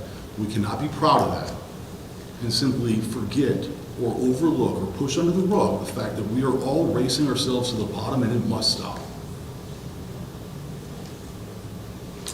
Thank you, John. Mr. Callahan? In the whole, I agree with Tom. I think there are two things that impact that slide. You call it a canyon. It's probably an acceptable term to me. But the immediate near term is the COVID environment for the last 2 years has impacted a lot of the learning processes on many of our children, except those that are probably on the far right-hand side of the 3 sigma curve, that are self-motivated and able to close that gap. The chart I'm looking at is on page 44, the virtual versus in-person learning. You see in almost every case, the virtual is lagging the in-person and arm's length teacher-student relationship. And I think that this virtual chaos is driving that last 2 or 3 years of that curve. And I think this is a good and powerful piece of work. I initially looked at it as Fort Zumwalt versus the state. And we're doing very well, but the only way you're going to close that gap or get us on an upward climb is the factor of money and motivating the parents to help their children. Yeah, that's all I have to say. Yeah. I don't want to hog the conversation, but I mean, listen, money can help in different areas. Yes. Taking ourselves out of the business of putting roadblocks in the place of our children's academics is a great place to start. And what I see here is that we have done that. We have positioned ourselves between student and education. And I don't know what we will or will not agree on for the rest of the night. But I think the one thing we can agree on is there is no replacement for our students, our classrooms, and our teachers, and being allowed to learn the way that they do best. And that's a very difficult job for teachers to do. You have 18 and 20-some kids, and you try to reach out individually to every one of them and do that in a 7-hour day. Do we want to go to what China does? Every young person is in their school building at 7:15 in the morning, and they go home at 5:30. Certainly not suggesting we do what China does. What I am suggesting we do is, what I'm suggesting that we do is get back to our mission of focusing ourselves on how do we improve the academics and how do we support our staff. Those are the two things that, frankly, I joined this board to do, and I haven't been able to talk about for 2 years. Because all of our conversations have been dominated by a different topic that we're going to get to after we get through this conversation around these slides that we've got academic. Yep. I hear you. This is frustrating to me. And I appreciate all the work that Mike's done, and I appreciate the work that our entire staff has done, but this is frustrating. It's frustrating to a great many of us as parents and grandparents. we run the risk of sliding down the slippery slope and find other nations that will surpass us in education per capita. And we've got to be very aware of that. We agree to disagree? I think we agree. We agree on a lot. Any other comments regarding this? If none, we want to thank Mike and Jen Waters for their efforts in putting this together. A lot of data there, Mr. Neal. Appreciate that. I do need a motion for the board to accept and approve the annual performance report for 2020-2021. I move for approval as presented. Okay. Callahan, second. So I'll go ahead and second. Thank you, Mr. Evans. Mr. Emons. All in favor, say aye. Aye. Motion carries. All right, now, paragraph 9, section B. This is where we have put the coronavirus update. Dr. DeBray, you want to give us your update, and then we'll have a conversation. Right, I in the consent agenda was the January coronavirus update, and just to summarize a little bit, when we came back from the Christmas holidays on January 6th, we came back with a modified plan, return to school plan for 21-22, and that basically said that we would only exclude positive case students, and they would be excluded for 5 days at home and then could finish a 10-day quarantine at school with a mask on. We were not excluding any close contacts unless they showed symptoms, and if they showed symptoms, they were removed from school until those symptoms were over and they had the clearance of either a medical professional or their symptoms were gone. So in essence, there were no quarantines. We maintained our 2 and 4% thresholds. That was suggested in the board plan that went into effect October 18th. At 2%, we would mask up in the hallways, be optional in the class. We would restrict visitors to the building, and we would attempt to do a better job socially distancing in the lunchroom and take advantage of any outdoor areas we could. At 4%, it was a mask mandate for everyone until we got the 4% down to 2% for 14 days. Now, along with that, we had a revised dashboard, which the public has really taken to and really demanded, which showed in real time our positive cases for both staff and students. It has been modified now to include enrollments that are updated, I think, weekly, and then also the percentages that drive those thresholds. Today, we have many of our schools at the 2% level and several at the 4% level. The numbers coming in after January 6th reflected the holiday period, and naturally we expected them to be up. Our dashboard, we can need to work on it because it's real time, and whenever a parent lets us know they have a positive student, that student is added to the dashboard. But we don't take students off until midnight of the day they're scheduled to come off.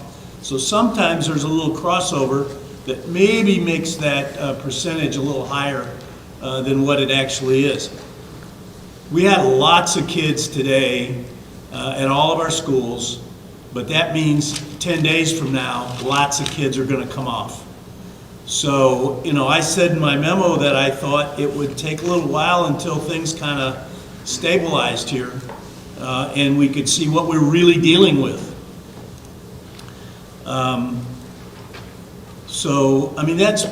that's pretty much it right now. I believe we have the only dashboard, certainly in our county, but the only dashboard that has consequences. So that if our dashboard hits that 2%, it dictates something to the schools.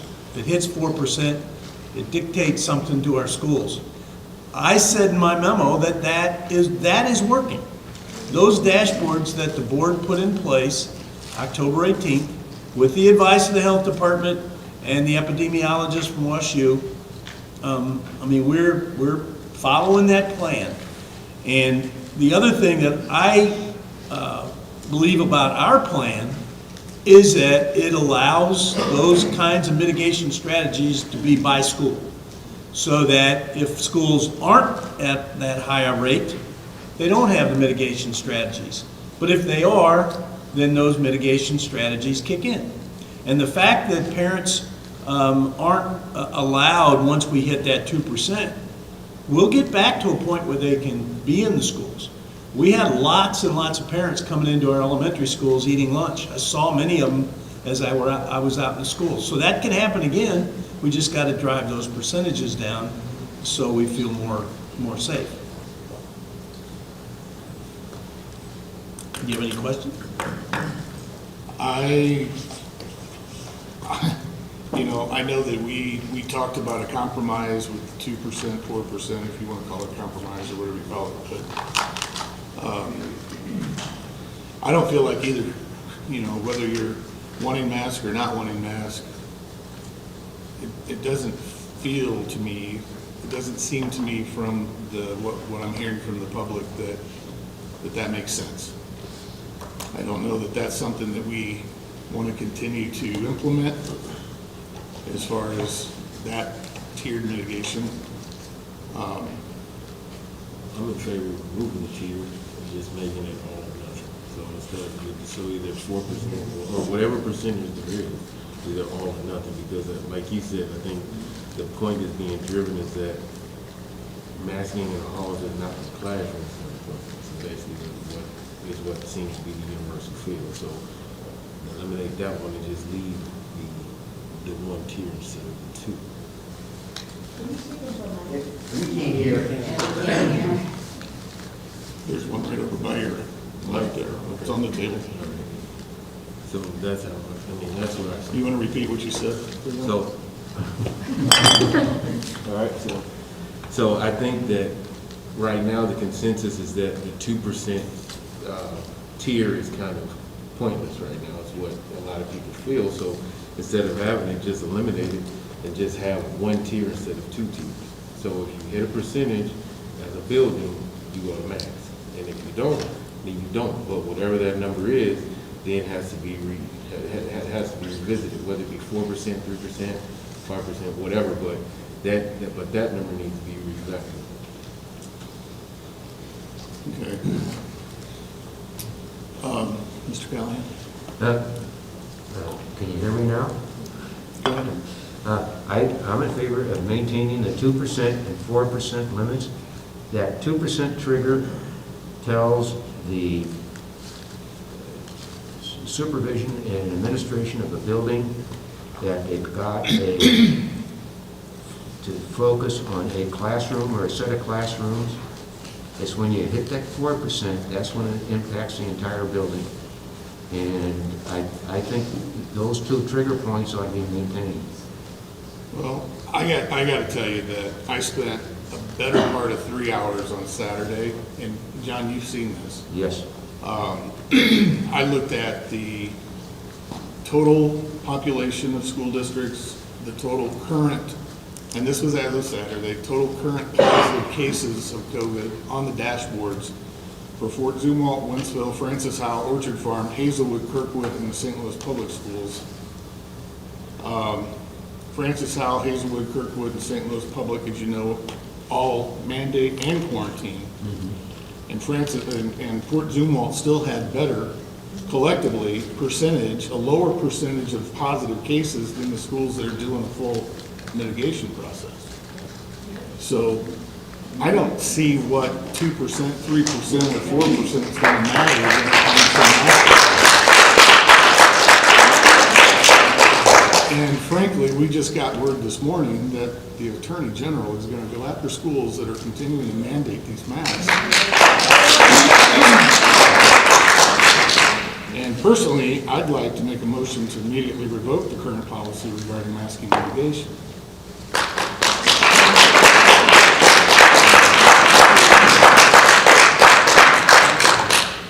I would second that motion. Thank you. You made an official motion? Any discussion? I certainly do not want to revoke it.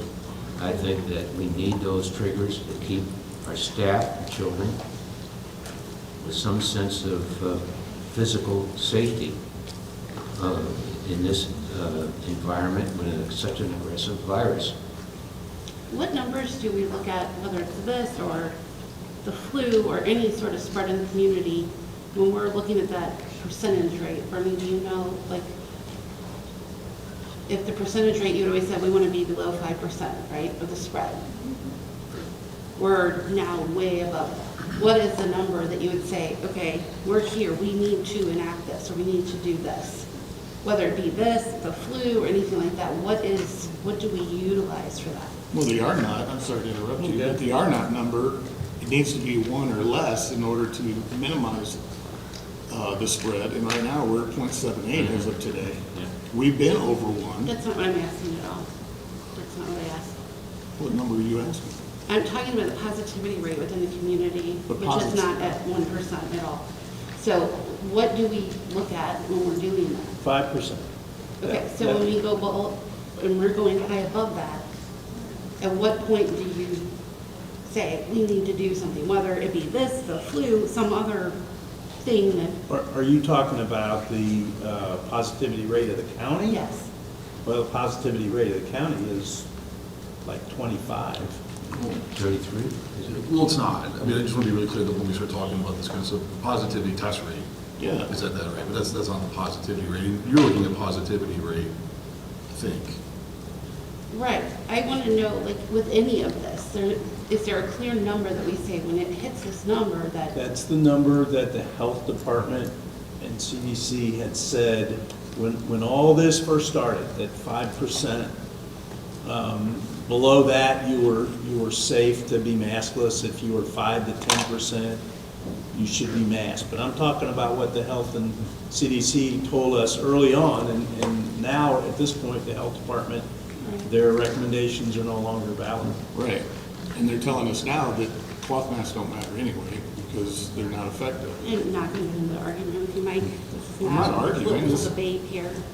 Eric, if I can push your question a little bit farther, I think the question that we would all have is at what point would we say that the district can't function or a school can't function? I think, for me, I still, and I've always said this, it cannot be based on an individual number. There's a series of considerations that have to go into any kind of policy development, and latching onto one data point, I think, is irresponsible. I'm not suggesting you're doing that. But I think within the district, it has to fall back to, can we operate the schools? Pure and simple. Can we operate the school? And I have not heard, and correct me, but I have not heard that we have a concern right now for whether or not we can operate the school district. We do not. How close are we to that with all the absences that we have and lack of staff and lack of subs? Well, it's like I told you earlier, I mean, we have had higher numbers than what we've had lately. I think we were at 325, something like that today, certified and non-certified staff members. And because there's a 5-day turnaround, we really haven't had any serious concern that staffing was going to keep us from operating the district. Well, and that 325 also is not COVID related, not 100%. Not 100%. There's 100, maybe 100 staff out that's COVID related. The rest of them are FMLA. Certified was like vacations, 95. whatever. We're struggling across the district. That's the fact, that we're not fully staffed. That is 100% true in our buildings. They are pulling people to sub in all sorts of different places. Why we got letters home from our principals that we may not have people to cover our bus routes. I mean, at what point do we have to get to?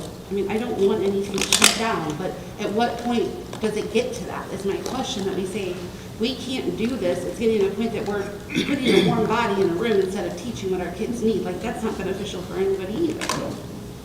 We are not there yet. So is there, you look at the number, you look at... No, I don't have a number. I mean, it would be conversations with the principals to see, like, when you talk about staff shortages, a lot of that has to do with custodians, a lot of it has to do with paras, a lot of it has to do with bus drivers. And yeah, we did send a letter home from transportation that said, guys, if because of staffing, we can't run a bus route, it's going to be shortened. Or it's going to be lengthened, it's going to take longer to get your child home. That's just, and that's going on everywhere. Oh, I know it's not just us. It Believe really me, I know is. it's not just us. But I believe our responsibility is to have school as long as we can. I have no inkling at this point that we will not be able to have school due to our staffing. I don't. What happens with launch since they shut down? Can they still do that? With Launch, with our launch online program, the Springfield schools shut down for the rest of the week to clean because they don't have proper staffing. we have any problem with launch? They are currently, they closed today because of staffing. So our virtual students are out of school right now. But they would follow Springfield's calendar. Our virtual students follow that calendar. So it'll add on to the end of their year. They haven't said how they're going to do that. I don't know what their calendar hours of attendance looks like, so maybe not. I appreciate that as an impact, but I'm assuming that there's no mitigation effort we could potentially even discuss that would have had an impact on the Springfield teachers. No, my point is, like, I get that I understand that. We talked about the fact that launch got shut down, and that does have an impact on our virtual students, but it is far outside of anything that we could have controlled. Right, and my point is, I wanted to know if that affects our virtual students, first off. But second off, that there are many things going on that's affecting our student body.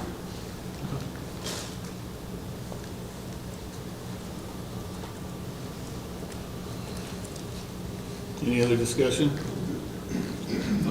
Is this the time for the COVID sick policy as well? No, there's a motion on the table right now, so. Could you revisit the motion, please? Yeah.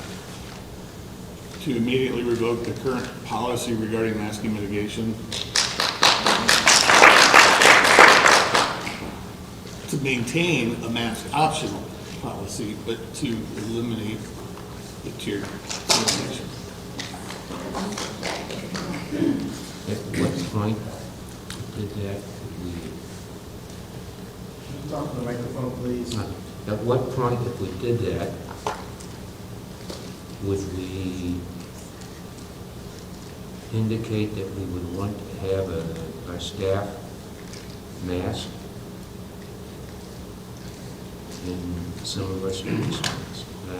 Well, I guess my motion, John, to answer your question is to allow the staff and the students to mask if they want to. And not for us to dictate that they have to. Correct. So that they can mask whenever they want to. I don't think that, again, my personal opinion and why the motion, I don't think that we need to be mandating and taking the parental responsibility and right away from the parents of the kids if they want to mask. I think it's a significant issue of public health. And my goal is to have as many children in the classroom within arm's length of the teachers. And we're not. I will not second your motion. It's already been seconded. Okay. It's just a discussion at this point. All right. Any other discussion? No, that's it. Roll call. Craig? Yes. Gabriel? No. Erica? No. John? No.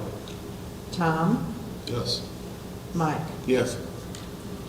Okay, so that motion dies because we can't come to anything with a tie.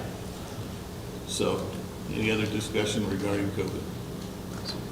There are still issues with the implementation of the current policy. And I think you've all kind of talked through some of those at different times. I'd like to get those on the table. Okay. So the very first one on my side for that is the timing of the kickoff or the trigger point of these mitigation steps. Right? We had a situation, and it presented itself this in the last few days. We had 4 buildings on Friday go over 4%. And by the time they started on Tuesday, they were below 4%. One in particular, Osmond Elementary, went from 4.15 down to 2.6%. So they never started the day within the 4%, and yet they've been locked into this threshold. Right? And to me, it comes into, when are we going to trigger that? We create these policies, nothing happened last fall. This is an opportunity for us to see that this policy did not meet the reasonable stress test. And I think we should talk through that first. May I respond? Yes, sir. That policy was based on a significant amount of technical input from some very knowledgeable authorities, and that's how we evolved to the 2% rule. Now, you're talking about a span of, what, 2 holidays? Between that 4% and the 4.1, this is just one case, but on the surface, it would drive a case where we're going to mask an entire school. Do you think it should be applicable to a classroom within that school, our classroom? Right? But I'm asking, wasn't that an extended weekend? It was, which exacerbated the issue. But I think the point is still the same. It's that we have cases get added to the tracker on a real-time basis, and yet we don't take students off of the tracker on a real-time basis. You take them off after day 10. We take them off at the end of whatever their presumed day 10 is. And frankly, I got a question about what day 10 actually means too. But we don't, right? So what we do is we add it on, and then when we take everybody off at the very end of the day, we say, okay, you're all off, but too bad, earlier today, because we didn't take you off, you rolled over. Now, if we did it at the end of their day 10, well, then if they went on the thing at 2 o'clock in the afternoon, they would come off 10 days later at 2 o'clock in the afternoon, and we're not doing it. You're doing it. John, to be very clear, I think that if we're going to have these policies, it should be, the trigger point should be on the start of the metrics associated with the start of the day. Not some weird combination of how the day kind of ends, but not really ends. Just start the clock at 7:30 in the morning or whatever. Yeah, whatever. And if that child has been reported at 3:15 in the afternoon, just back up to 7 a.m. Put that in account. Fast forward to the next thing, Well, understand too, and Dr. Bray might want to speak to this, but those data, the data is updated, I believe, at midnight. Correct. The students are when they're due to come off, they come off at midnight. But we're adding students throughout the day. But that, I think that is something. The mask doesn't go into effect that day. If that school was to hit 4% that day, they don't put their mask on that day. No, they do not. They get it in 24 hours. It's the next day, but it's not based on who rolls off of it the next day. Right, so again, my examples, four schools that did this, they went in, they left the day Friday with a higher than 4%. Before they came back to class, before they ever stepped foot back into school, they were below that. Yet on Friday, or Saturday, or whenever it was, principals sent home letters that said your kids will be in mask now moving forward. Yet they never actually stepped foot into a building at higher than 4%. Now it's impactful. Right now, there are some cases, in fact, a couple of the schools today went back above 4%, and that point for those buildings is somewhat moved, but others didn't. And all I'm saying is that if we're going to have a policy, especially a policy that bases trigger points, then we should be able to lock in on what time those trigger points happen, because it does have a very real impact for thousands of kids. I feel certain that Mike Neal can develop a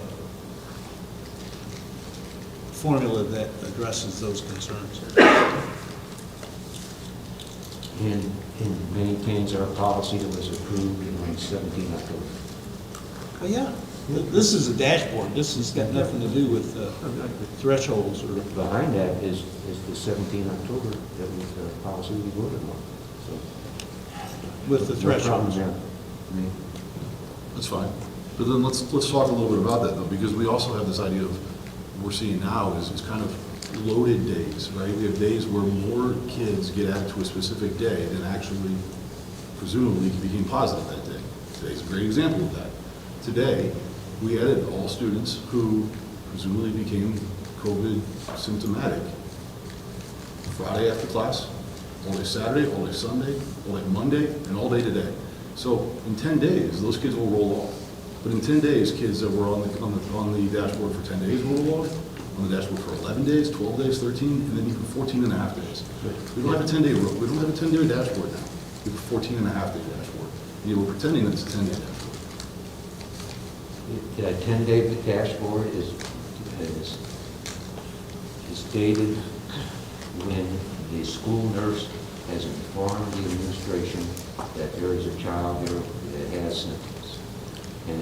And the school nurse isn't available to make the judgment.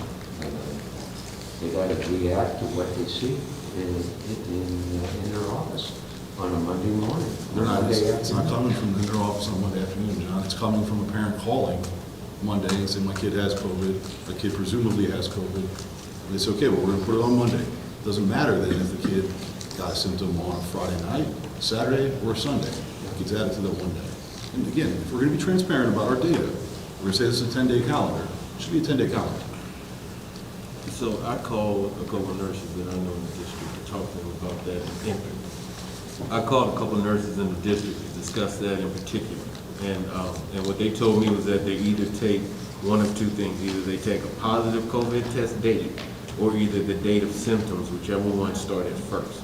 So if somebody leaves school Friday with, and tests and gets their test back Saturday, but mom says the symptoms started yesterday, Friday, then their 0 day starts on Friday. Now, if it's somebody who's asymptomatic and they get a test for whatever reason and comes back positive, then that's their day 0 is whatever the test date is. That's what was explained to me. Now, I did ask if this was district-wide. They couldn't confirm that either way. Those nurses aren't in a position for that. So, but that's what was conveyed to me when I, inquired about it. So, I don't know. It sounds like we get information from two different places, two different settings. So I think we got to figure out what the protocol is for the nurses when they have a kid that gets sent to their office. I was told that there's a list of symptoms, and if you have at least two of those symptoms that are on that list, then you're treated as a possible COVID positive, and you contact. So that's what was conveyed to me. Does that sound right, Laura? Students are added to the COVID tracing sheet when there is either a positive case reported to us or a physician has deemed a probable case. So the tests aren't readily available and the physician has said, we're going to go ahead based on those symptoms and the exposure you explained. So those are the ways. There's kind of two separate issues here. The dashboard is operating on this 10-day, and it's 10 days from the positive test. The nurses are making decisions for the 5 days of exclusion based on the onset of symptoms, because that's what the guidelines have been. Right. So there's two separate issues. So so I appreciate what Gabriel brought to us and what the nurses will do, because that's the way that should happen. I would like to know that that's happening district-wide. I don't know how we do find that out. I know that clearly our dashboard doesn't update over the weekend, and then we get hit with an onset of several cases on Monday, or today or Tuesday. Right? So I'd like to know that, because I think that would be beneficial. Bring up a good point, though, when you start talking about how we are adding people to the dashboard. Our dashboard is titled active cases. I have a lot of concerns if we're adding people to a dashboard that has trigger points then that impact, again, thousands of kids based on somebody presuming it's one thing or another. The doctor. It's not just, well, you call a doctor, you say, listen, my kid has a runny nose and a sore throat, you think it could be COVID? Yeah, presume it's COVID, stay home. It's different. It is different than this is, if we're gonna bring it up, I have a concern. I've talked to a couple principals who told me, they get phone calls, my kid has COVID. Okay, they go on the tracker. Because I also get sent the same screenshots you do of people saying, hey, go call the school and tell them we have COVID, so the numbers go up. I guess it's kind of the same way we have to have faith in the people who say they don't have it when they do, and they send their kids in and it infects a bunch of other kids. We have to trust people. Kind of goes both ways, right? But in one case, I don't know. If we're gonna say this is an active case, it should be an active case, right? I'm saying when parents send their kids in that are positive, and they know they are, but they don't tell anybody. And we have that. We have to trust people. When they say, my kid's negative, we have to trust them. We don't demand tests for them to come to school. The same as when a parent calls and says, my child's positive, we have to trust them, right? But in one is the parent saying something about us, I'm trusting the parent. The other is us then taking that information, pushing it back out to the community as gospel. And the other can potentially spread to tons of our children and staff. One is us saying, Because that's what we're told, and we have to trust that data. I don't. But I don't know where to go with that. I mean, my point is I don't trust that data because we have no way to trust that data. We just don't. There's data all over the place. We've discussed we can't trust a lot of the data we're getting. And we know that we can't trust some of this data, and yet we're putting it out as though it's trusted data. I have a concern with that. I think that data should indicate a trend that we should respond to. And I agree with you, there's a lot of data out there that you cannot accept with a great deal of enthusiasm. The testing percentages, that sort of thing, the availability of test kits versus professional people to administer the assessments that are taken, the swabs, stuff like that. There are limits to what we can get to a finite accuracy. We've got to follow the trend. There are limits to what we can get to from a finite accuracy, but there doesn't seem to be limits to what we're willing to tell other people who are kids. Say that again. Limits to what? There are limits to the kind of accuracy we can get to. Yes. I'd like us to limit. And what we then take from that limit, those limits is limits of the inability to get to that data. I'd like us to maybe remove some of the limits that we put on ourselves around what we do to people's kids. That's what I'm saying. Because I'm just saying, you can say no, I don't care, move on from it.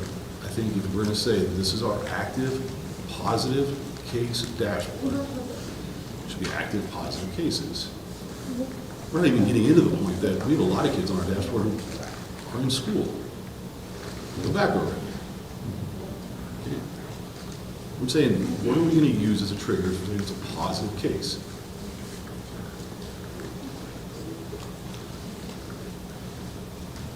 And we're saying it's either a positive test or a doctor's note, or is it the parent that just calls in and says, my kid has COVID? The students that are entered on the sheet are students who have either had a positive test or because a physician has been consulted in a situation where someone in the household someone in the household has had a positive test, someone in the household then comes down with symptoms.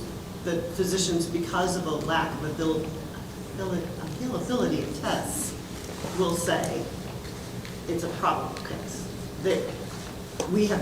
I have not been aware of situations where it's in substitute of going and getting testing, but lack of availability or already present in the home. Those are the situations I was consulted on that had to do with a presumed positive. I'll pull back all of my statements if what you're telling me is every single case on that dashboard if somebody who's either tested positive or consulted a physician. As I look at the dashboard, there are, all of them have been entered as either positive or presumed positive. I can't say at this moment that every single one of them are presumed positive from a physician, but that's because there's hundreds, so I haven't confirmed that. And we But the don't- direction has been that it's only entered as a presumed positive if that is per a doctor's written notice. I don't think. So it is a written notice by the doctor or a positive test. It's not just someone calling in and saying, my kid has a runny nose. We have not demanded the written notice, but it's Well, I think doctor- that's the discussion we're having now, then, is if that's what we were asking. I don't think parents are going out of their way to keep their kids at home. It's just me personally, but I don't know, maybe I could be wrong there. I mean, to keep your kid home sick is an inconvenience on all of us, you know, who have kids, you know, because a lot of times we work and do other, Sure. things during the day, so I guess it's hard for me to see them calling in to pretend that their kid is sick, you know what I mean? I understand that, I So get don't that. know. I think, and correct me if Tom, if I'm wrong, but I think what you're asking, you're not saying the parents are necessarily lying to us. I'm not saying the kids are You're just healthy. wanting to make sure the data's correct. I'm saying that we're tracking this because it's a COVID issue. I'm not saying the kid's healthy. I'm not saying the kid should be at school, that he's not sick, or he or she is not sick. I'm saying that if we're going to enact policy, trigger points based off of COVID cases, it should be a COVID case. The availability of testing could potentially lengthen a student's period of time out of school if we make them have an actual positive test. They're waiting for the test to become available. We're not making them have a positive test. We're saying that if you're going to be added to an active positive COVID dashboard, you should have an active positive COVID test. So you're saying symptoms and all? I could even go with the idea that a doctor, there was a written note for a doctor. Right? You've got to add some level of, It's just really hard to do with such a lack of availability. That's the thing that's the only rebuttal I would say is that I understand where you're coming from, but how available are these tests? I mean, today, that link just opened where you can order tests for your household, so I don't know how fast those are gonna come in, how available those are gonna be, so it's kind of hard to make a demand for a positive test and you can't get your hands on the test, you know, but it makes sense. It's just a matter of what we have, you know, what's available to the public. I can appreciate that, and I think that's where we have to go into. We're going to have to err on one side or the other, right? And I would prefer to err on the side of not forcing masks on kids for several weeks if that's not the case. Greg, did you have a comment? So the positivity rate of the school and when they drop off, do they drop off at the 5-day mark or the 10-day mark? For the dashboard, 10 days. 10 days. So why is that 10 days? They're back in the school at day 5, correct? Day 6. Day 6. So why can't they drop off the dashboard on day 6 as a compromise to what we're talking about here? I think so. Because they're already in the school, they're already being deemed to wear a mask by other entities, I would suppose. And that would take 4 days off of what we're talking about as far as accumulating this positive rate. I think that would be a really good compromise of this board to come to say that this dashboard, the kids would fall off at day 6. They're still considered positive at that point. That's why they have to have a mask on, that's why they're supposed to eat separately. They are not symptomatic at that point, and they're in the school. I think that would be a great compromise of this board to come to. Well, I'm going to err on the side with the doctors who put out, and since we are referencing the CDC with our stuff, the CDC says the same thing, that should be on there, so that's what I'm going to go with, because I'm not a doctor. None of us are.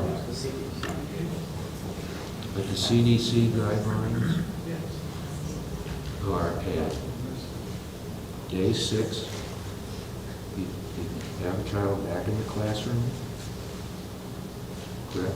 With a mask. With the With a mask mask. on, eat Separate, yeah. separated, all that. But They're still considered positive. I guess for me, I'm curious how legitimate is that? I mean, that's a lot more put on teachers that already have so much on them already. So that's kind of my question there is, I mean, is that fair to the teachers too? I mean, I guess there's a lot of different ways to look at this. Fair for the teachers in what way? As far as ensuring that student stays masked for those 5 days and whatever quarantine situation they have them in there. Or I don't think we can separate. I don't think we can be naive and think that that's being tracked by anybody. Exactly. I agree. But they are doing that now. They are. I mean, when they come back after their time at home, they have to wear a mask. right. But who's policing that? You know, the kids are pretty good about it. I would think so. I would think that the parents and the kids would probably do that. And I wouldn't want to overburden the teachers with having to make sure that they're keeping a list of every student that would be doing that. But I agree. I think the teachers, so it's something they do without thinking a whole lot about it. So you're okay letting the students back in the building at day 6. And they're in the building because they still could be contagious, but you're not willing to let them drop off the dashboard for the positivity rate at that point. I'm not understanding that logic. If you're asking me personally how I feel about it, I'll tell you, but there was stuff that was put in place, and I'm following what the CDC has put out. To me, I think makes zero sense, but the CDC is allowing the child to be back in school on and day they still 6. consider them positive. So if we're going to follow what the CDC said, then we need to follow what the CDC said. Like, we can't pick and choose what we want from the CDC. Well, we have been. Yeah, that's quite obviously. When it seems to fit certain narratives, we absolutely do. You're right. The 2%, 4%. That's not a CDC thing. It doesn't follow any guideline whatsoever. I think that the idea is that we're trying to do the best for our kids, and I think our kids, by the data that we just looked at with the assessment update, our kids need to be able to get back to school and learn and not be straddled with all of this extra stuff. They can't learn if they're sick. They can't learn if they're sick. They can't learn if they have to be out of it. They can't learn if they have long-term things of it. And it is, for a lot of people, more than a cold and more than a stuffy nose. It is. So And let me, I guess I'm trying to make sure I understand. So you're saying that the masks alone or what you're attributing the decline in, is that the consensus here? I'm just trying to make sure I understand both sides of the argument. Are you saying that because of the mask, the grades have dropped? Not because of, I think my opinion is that it's a contributor. It's not the only issue. I mean, there's a lot going on here. they were at home for a ton of time with teachers trying to do the best that they could. I mean, that is definitely going to affect their scores, 100%. That's definitely going to create a gap. Them having some virtual, some not, all these things going on, that's definitely going to affect our scores. There's no way around that. I think you're right. So is morale. So is the way you perceive yourself. So is the way you perceive your future. Right? And I talk to plenty of teachers who tell me every day that when we had masks and now that we're back in masks, that the kids aren't happy. It's just a different atmosphere. You can't ignore that either. I mean, it all plays into it. We're going to get back into the testing piece of this. So we keep throwing this phrase around, this concept around that COVID hurt our test scores. COVID didn't. COVID mitigation strategies, whether we can argue that it was worth it or wasn't worth it, really is beside the point that COVID mitigation strategies is what have hurt our learning. Argue the side that says it was worth it, it's fine, you can do that, but it's the mitigation strategies that hurt and continue to hurt. Now, we had this discussion in December, right? We ultimately landed on the idea of doing this because, frankly, from my perspective, the thought of going into this semester and continuing to quarantine kids is just too much that I can stomach. Because I think it's even more destructive. Doesn't mean that this isn't destructive.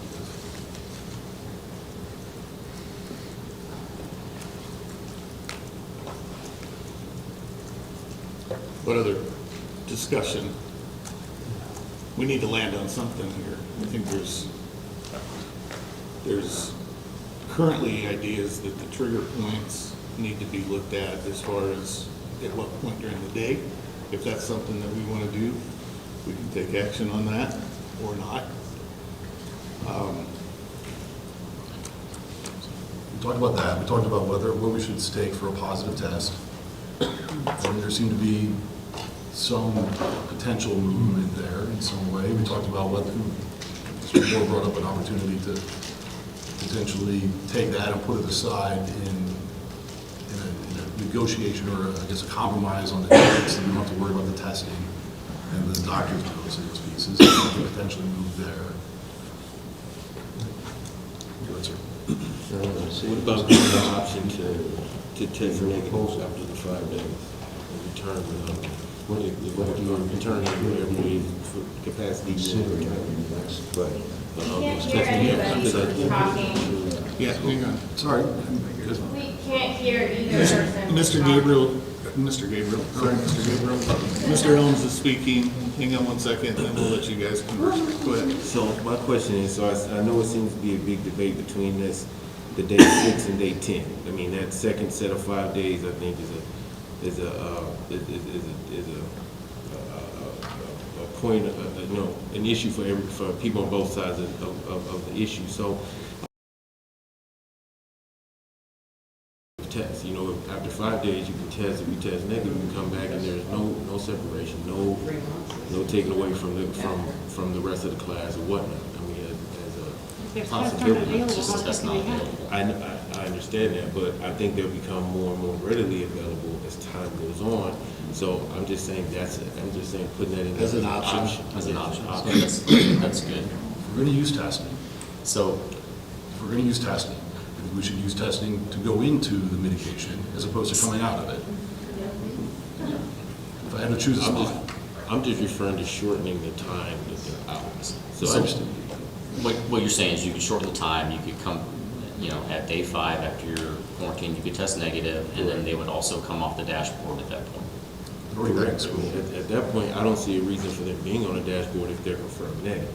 So the problem is, I think both sides have differing opinions on what to do with those individuals from day 6 to 10 with the no test, no confirmation, no anything. I think both sides of the issue have valid points though. So if you can get a negative test after that day, after that 5th day, I think that can settle a lot of things on both sides if it's possible. So I know tests are hard to come by now, and like I said, I just hope that, and this is me being optimistic, that they'll become more readily available as time, as this issue continues on. So, Mr. Helms, you and I were discussing earlier about the 2 and the 4%. Mm-hmm. Would you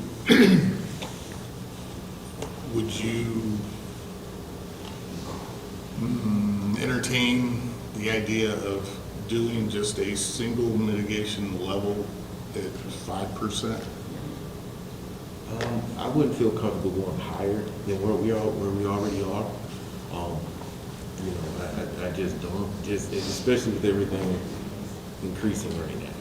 Maybe in the future, in the future possibly yes, but just right now, I think it's a little early, a little premature to increase that number or raise that number. I think it either needs to stay the same or come down a notch. So if we're gonna have one mitigation level, we have it there, and that's all, and it's basically whatever the current 4% is now. So instead of waiting for 14 days, since we're coming off after 10, it's a 10-day COVID, right?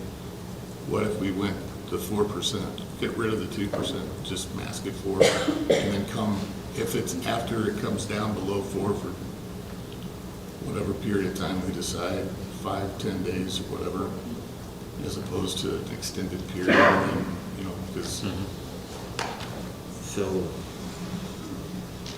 I mean, what we're talking about. I'm just processing everything. Yeah, no, I get it. And I'm trying to think through logistically too. I mean, what does that look like for all I think schools? there's no reason for the 14-day anymore. There's nothing I think we could probably all agree on that pretty easily, that we could change the 14-day part once we hit the 4%. I think that could be a lot less, probably closer to the 5-day. at 4% that you would do that, although I'm not, I don't agree in mandating the mask at any point, but trying to find a little bit of common ground here would be really good. I think going to one percentage mitigation would be good too. Using the 1% mitigation. Instead of two-tier, one tier. Okay. Just 4%, I guess is what you're saying. Yeah, 4% I think would be, if I had to have a tier, that would be the one I want to keep. So, everything you said, I'm pretty good. First of all, can you repeat what you said about not the tier percentage, but after that? You said you have a 10-day, so on the dashboard for 10 days, but drop off after the 10 days, correct? As far as unless you get a negative test. Right now, when we hit 4%. Okay, we're two different topics now. Okay. The first one is what Tom was talking about in terms of who's on the dashboard and at what point do they come off. And then my conversation was as far as the mitigation, the tiered, how long does it have to, after it reaches 4, we mask. If it comes back down to 3 or 2, whatever, how long does it have to be under 4 before we can unmask? So, it's a 10-day dashboard. I'll tell you so I agree with keeping it, with making it a 10-day drop off, but I'd be a lot more comfortable with 3% instead of 4% at this point. But everything else, For a complete mask? Yeah. No, we don't want to do that. They're not doing that until 4% anyway. All right. Well, that's just what I'm telling you, makes me feel comfortable in the situation. I'm sorry, I can't hear you. No, I'm sorry, I just said that I'd be more comfortable with 3% at a mask mandate versus the 4%. So that's just what I said. What was your comment about the dashboard, sir? I'm sorry? What was your comment about the dashboard? Oh, a 10-day drop off, the actual 10-day drop off for those positive cases. And if they get a negative test after day 5, they should drop off that way as well. I feel like every household should be given that option, at least. If they don't do it, that's fine. That's up to them. Whether they can't or they choose not to, that's up to them. But I think having that as an option, I think is something that'll be beneficial. Because again, they'll be back at school, right? That's just a matter of having them drop off the dashboard and be able to remove their mask then if they want to. School with everything as normal as they can be, I guess. As normal is. Laura, Dr. Smith, sorry. My understanding is that a patient can test positive for quite a while after no longer being symptomatic and also no longer being contagious. So attaching a negative test to returning could be problematic. Well, what he's saying was that have the option that if they do test negative, if they're asymptomatic after they've gone through, because I know, I'm not trying to be political, I just know people that get sick, they're down for a day and a half, 36 hours, and they're good to go again. If they test negative after that 5-day period, then they can come back without a mask, take them off the dashboard. I think that's what Gabriel's saying. It's not a necessity, but an option. That sound doable? Okay. So if they don't test negative, if we still do what we have been doing, they come back with their mask on for 5 more days. Right. Correct? That's what you said, right? Yeah.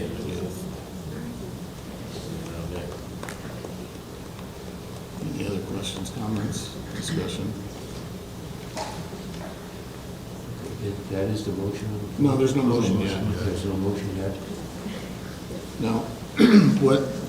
So what we've talked about, and I don't know, Bernie, if we want to take these different things in sets or if you want to just do all one at the same time. I think you could do one at the same time. Okay, do them all at the same time. So you're talking about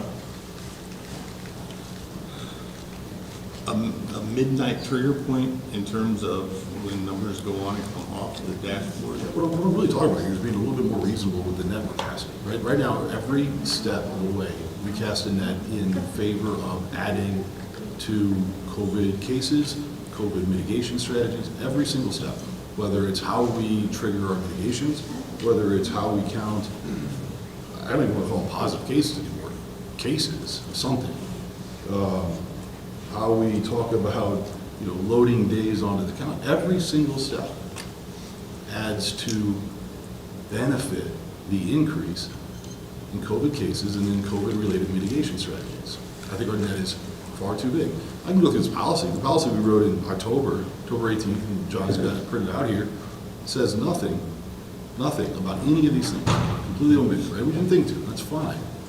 But I think either our days on the calendar, the dashboard, are too long, especially if we have kids back in the school. It's either that or it's the idea that we're putting kids on there without any kind of confirmation that they actually have COVID, and it's a COVID dashboard.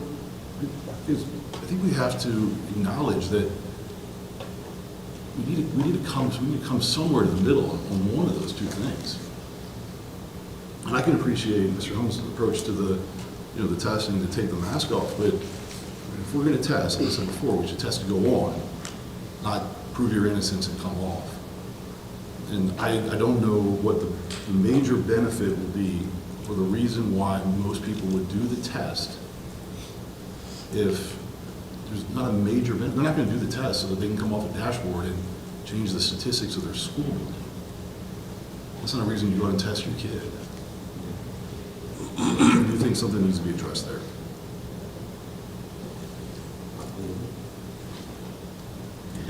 My suggestion is that we lean on the cases. We ensure that we have an actual positive case. Mr. Moore's suggestion was, because of the challenges there, we lean on the number of days we're sitting on the dashboard. I could go personally, I could fall in line either way, but I think something has to be done. Is there any way to put, like, Dr. Burr, is there any way for there to, which you might figure this out, put a timer in, attach a timer to each entry, to where it automatically comes on? So when they go on at a certain time, 10 days later, they come off at that same time? I'm So sure. put like a 240-hour. Yeah, I'm sure Mike can figure it out. I mean, he can come up with all kinds of formulas. I mean, that is, I don't see any reason that that's not anything we can do. So you could really drill down to that 10-day period. It could be up to a minute. Yep. Yeah, you could.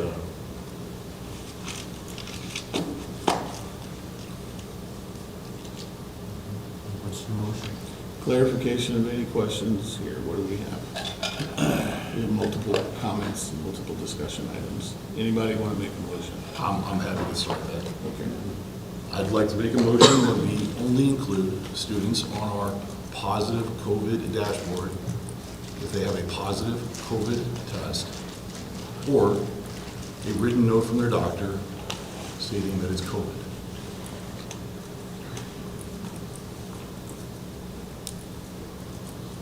That's it? You need a second? More? Roll call? Craig? Yes. Gabriel? Erica? No. John? No. Tom? Yes. Mike? Yes? All right, so there are multiple things here that we're trying to do, guys. This is not just a single malt. Go ahead. There is a discussion that I would like to have children in our population that have physical limits, impacts on their immune system that are in the early childhood center. Okay, John, I'm sorry. but Yes, sir. Can we hold on to that idea until we figure out what we're going to do with this dashboard? Okay. If you don't mind. Let's get through the dashboard. Or nothing. I mean, if we're not going to do anything, or if there's a motion to do something to make this palatable to a little more of a mass. Dr. Gabriel's suggestion? I personally am open to the idea of switching to one tier, but In my opinion, I think we need to drop to 3%, make that the tier, and just make it that 1, and instead of the 2. I think it's created a lot more friction, if not question of our mitigation plan having that initial tier there, so. So I hear, is that a motion? Because before you make your motion? No, it's not a motion, that's Okay. just what, I'm just reiterating what my opinion okay. was on that. I love your opinion. But if I may, so that we get somewhere, because I can tell you it's gonna be another 3-3 vote at 3%. Could you make a motion to do that at 4%, so we can get somewhere on that? Why don't you come here? Why don't you come here? He was sick. He was on the thing. Well, and then we had technical issues. We had Mike Neal on there, and they were counteracting each other. So,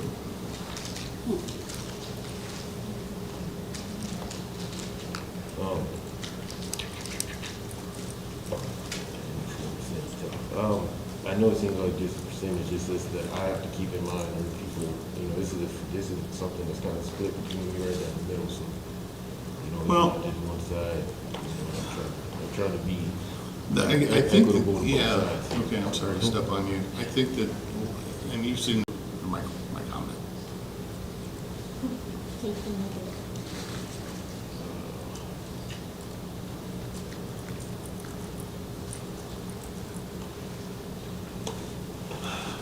Meetings.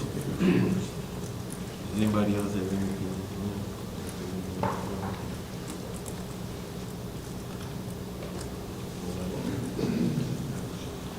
Everybody else. I would do that. I mean, but I would do that at 4%. It's not a question of whether we would, it's a question of whether Mr. Helms would be willing to do that, because if not, it's just gonna be a 3-3 vote again, so. Is this a no? So, Or if Mr. Callahan would be willing to do that, I don't know.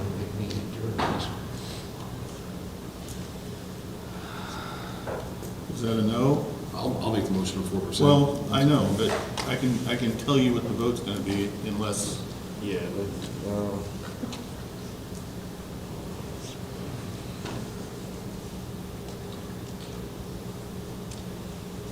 if it's not, nothing takes place. All right. Mike, I'd like to make a motion that we have one tier, and that tier starts then at 4%. Basically effectively get rid of the 2%. second? Second, Callahan. Mr. Callahan, thank you. All in favor, What is roll this call. motion again? One tier at 4%, the complete school building. Who made the motion? Tom Emmons. So the 2% is off the table, it's just 4%. Mr. Evans made a motion. And Callahan second. 4%. It's basically the same thing we have now minus the 2%. So the 4% mitigation would include the entire building. What about in the elementary schools, that they have stuff that goes in when they have positive cases, a certain number? In the classes? In the classroom? That 2% was for middle school and high school when they were in close contact. How it was set up for it, is it when they were in closer contacts, because that was the first mitigation step, which, because we couldn't do per classroom because they move around for their classrooms. For elementary school was 3 or more, they move into that. So what happens to that? We will keep the 3 positive cases in the class room. We will keep that, correct? We're just pushing aside the 2%. Yes. John and Erica, if that's what you guys need for that, Well, I was gonna say, so where would we say the close contact? Quarantine? Close contact. We have no notification to the parents that it's not. No, there's still if there's a positive case in the classroom, the school is still. You want to know what they sent out? A letter that says there's a 6th grader that is positive. There's an 8th grader that's positive. It's no Well, detail in it. that doesn't, I mean, basically, you don't even send anything out to do that. I mean, it's a joke. So I It think, does so, nothing. so I'd be open to the city saying, yeah, we can get that reestablished the way it was versus how it is now, because it's very vague. I know when I get them, it's just like. It doesn't, I mean, that doesn't do anything.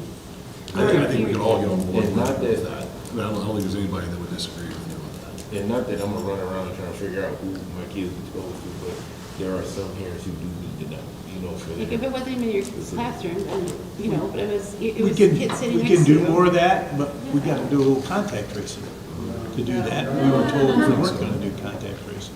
It's just, I mean, Why? if we're saying that the kid, I think the thing that, when I talk to parents, what they want is to know, which hour or which classroom that a person was in. And I don't think it's not necessarily a contract trace as much as it is just kind of looking at the kid's syllabus and saying, these are the ones that I want to send out the emails to.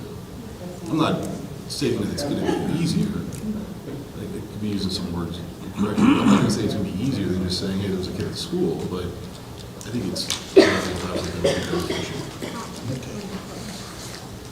So we can clean that up. Okay. Yeah, I agree with that. Okay. So I've got a motion and a second. Nope, yes, one quick question. Go ahead.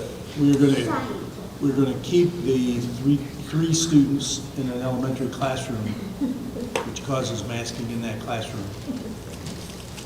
But we are gonna eliminate the 2% everywhere, including elementary schools. Okay, got it. Effective Tomorrow, immediately. roll call, please. Do you need time to hold on a second? Yeah, we need a little bit of time if we're gonna change things. We Day after tomorrow? coincidentally, we have principal meetings tomorrow, so we can talk to the principals about getting this in place, plus the letters you're suggesting. So, today's Wednesday? Or today's Tuesday? Okay. I appreciate that, but how much time does it take for the principals to go to the intercom and say, kids, if you want to take your mask off, take your mask off? That's what we're talking about doing here. It's not bringing something in or. There's not many people gonna be taking their masks off because everybody's at 3 and 4%. Close to everybody. Yeah, I don't think there's much change. I don't know. Okay, we'll do it as fast as we can, let's say that. Quickly as possible. And when you're doing that with the stuff, I mean,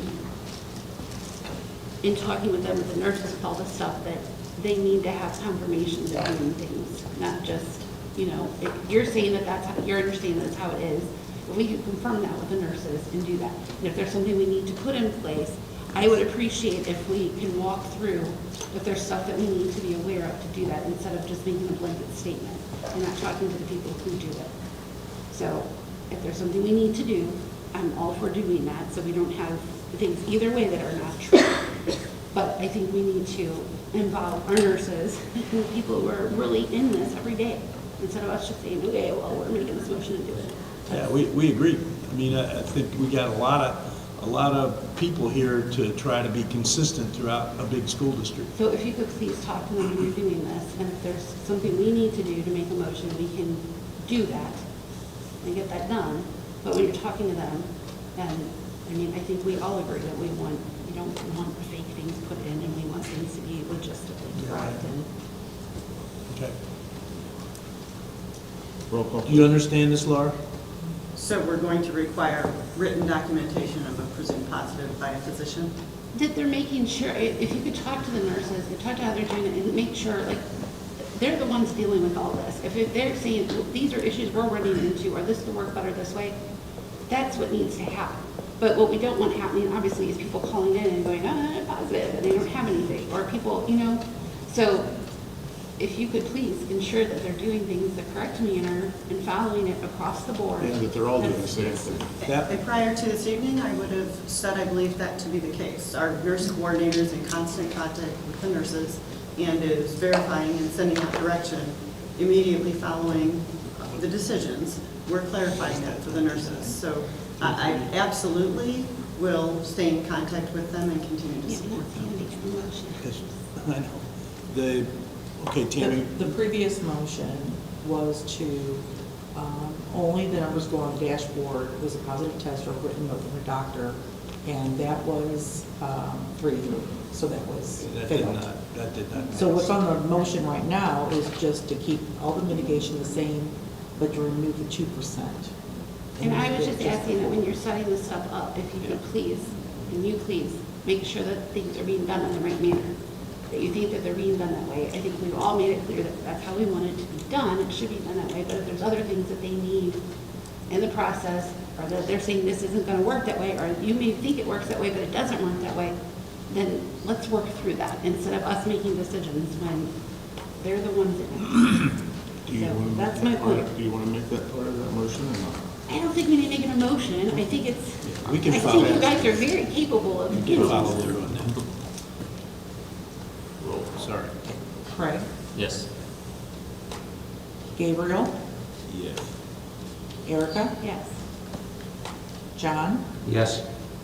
Tom, Yes. Mike. Yes.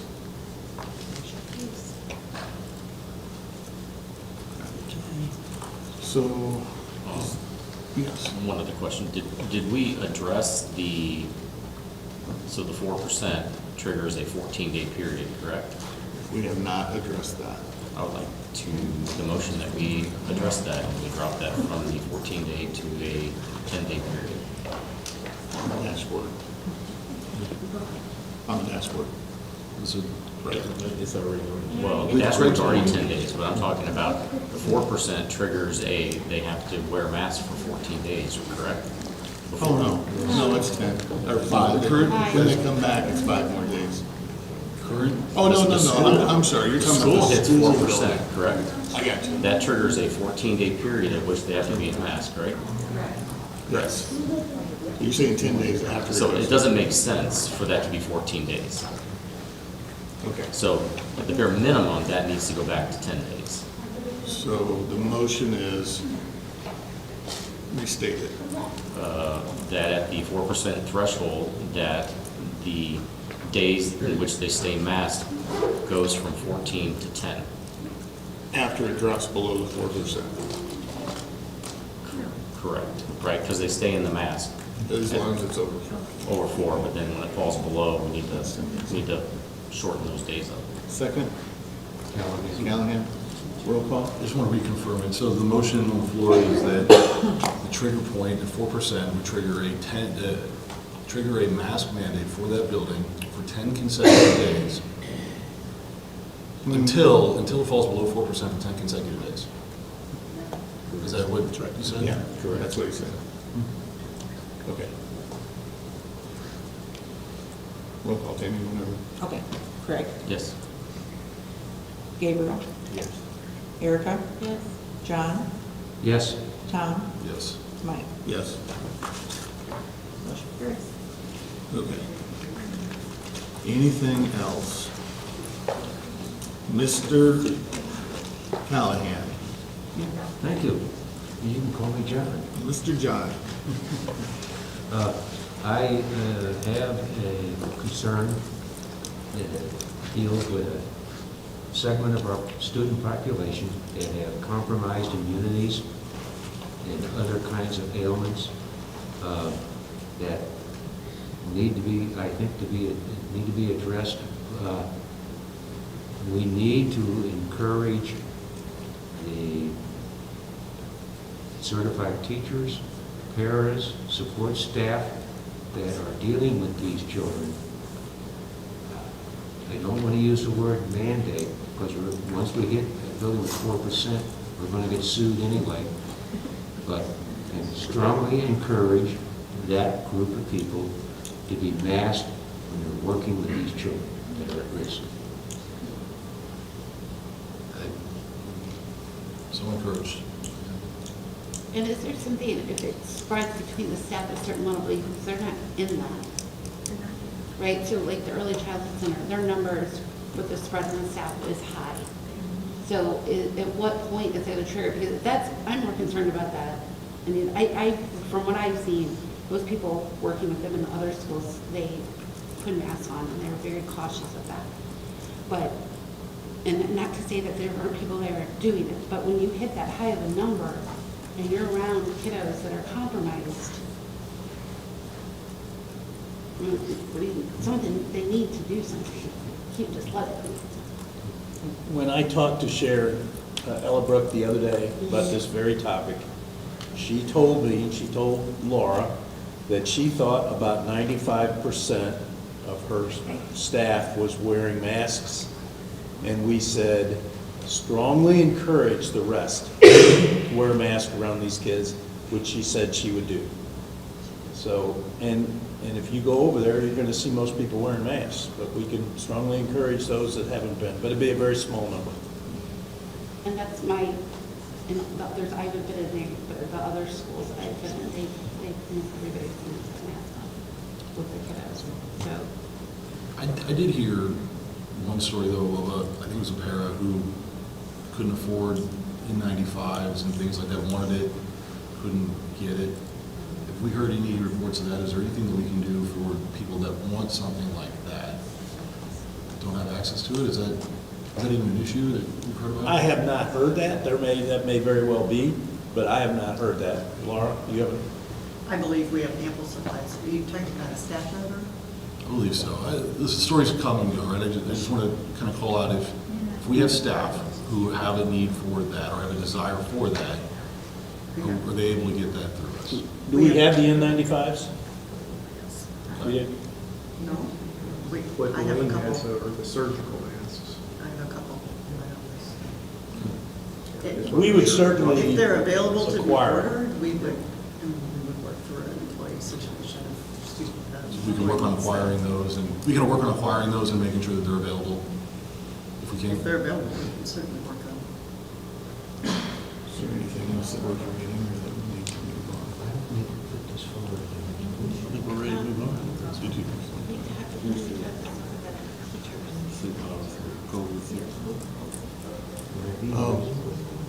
Bring it.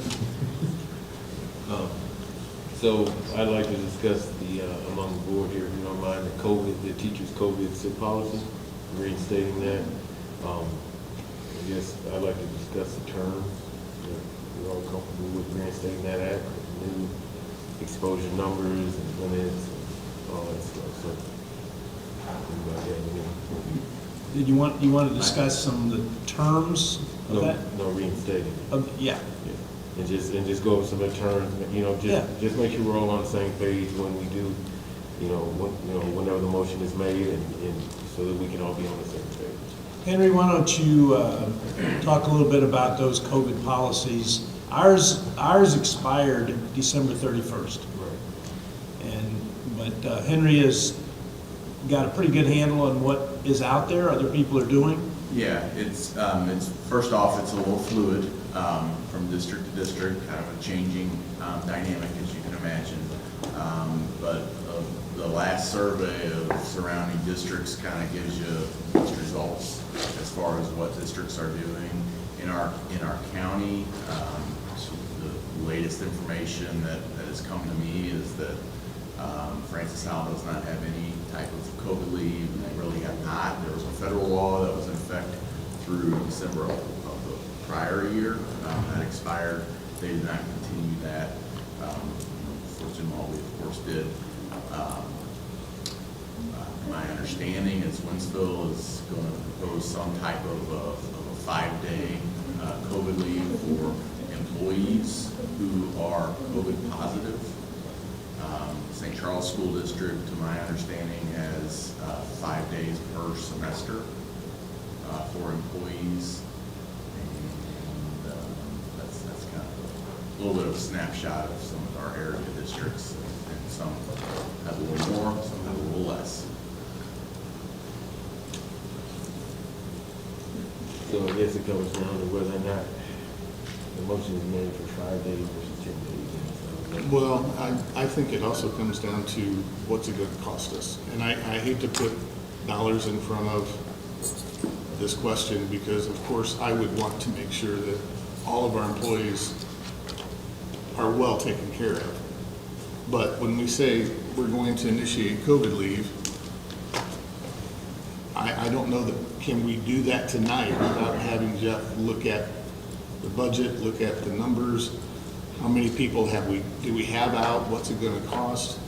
Because I personally don't wanna spend money that we don't have.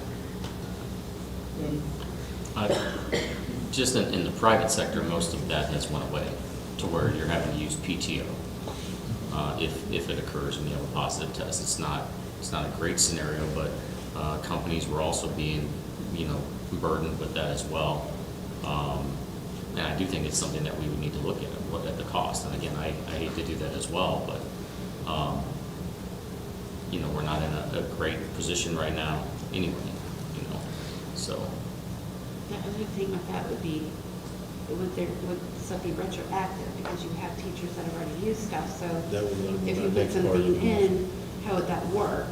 So that's one question I have. My other question is, so how it says right now, if they use all their sick time and say they're sick with COVID and they have to be out, what happens?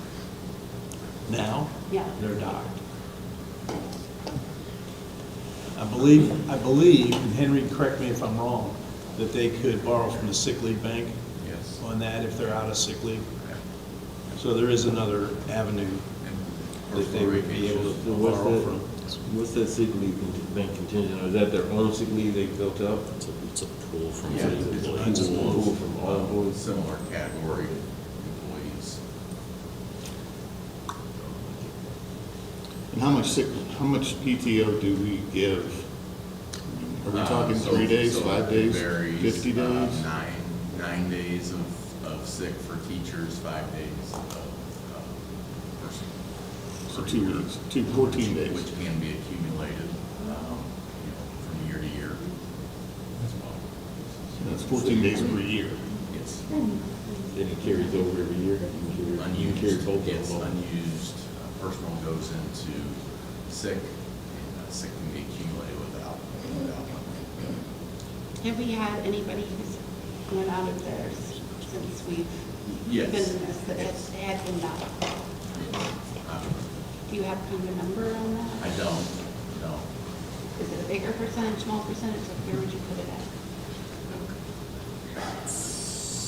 I'd hate to even hazard a guess, to be honest. And another variable that comes into play is we have some employees who, if they are COVID positive, they're well enough, teachers in particular, they're working from home, they're teleworking, so they're remote teaching into the classroom. And in those instances, they're not taking leave because they're working, they're just working. I think what we want to avoid is a situation, correct me, but I think what we want to avoid is a situation where we have teachers who are having to decide, come to school sick, but hide it, try to hide it, or pay my bills, right? And I would be interested in understanding how many people have to make that decision, like how many people are actually out of their sick time, right? I don't think there's any issue with having a conversation about safety nets and ensure that teachers aren't put into a position, or any staff for that matter, where they have to try to make that decision.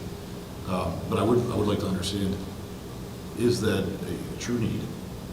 And then, what is the impact financially? We have other things that are going to come up here in the next month or two, which includes probably raises and everything else. So just, not that one's more important than the other, but I think those two data points would be pretty important for us to have, so we can walk through that. Safety nets, I think, are, especially right now, a very reasonable thing to be discussing.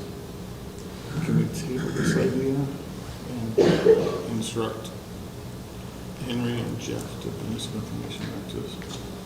Can we get it to me the next month though? Yeah. Well, we're not gonna be able to make a decision on it before next month. We can certainly get the information out to you so you've got it. And this is a bold statement, but you could agree to make it retroactive so that if we bring you back something that resonates with you that you want to do, nobody's going to lose anything out of it.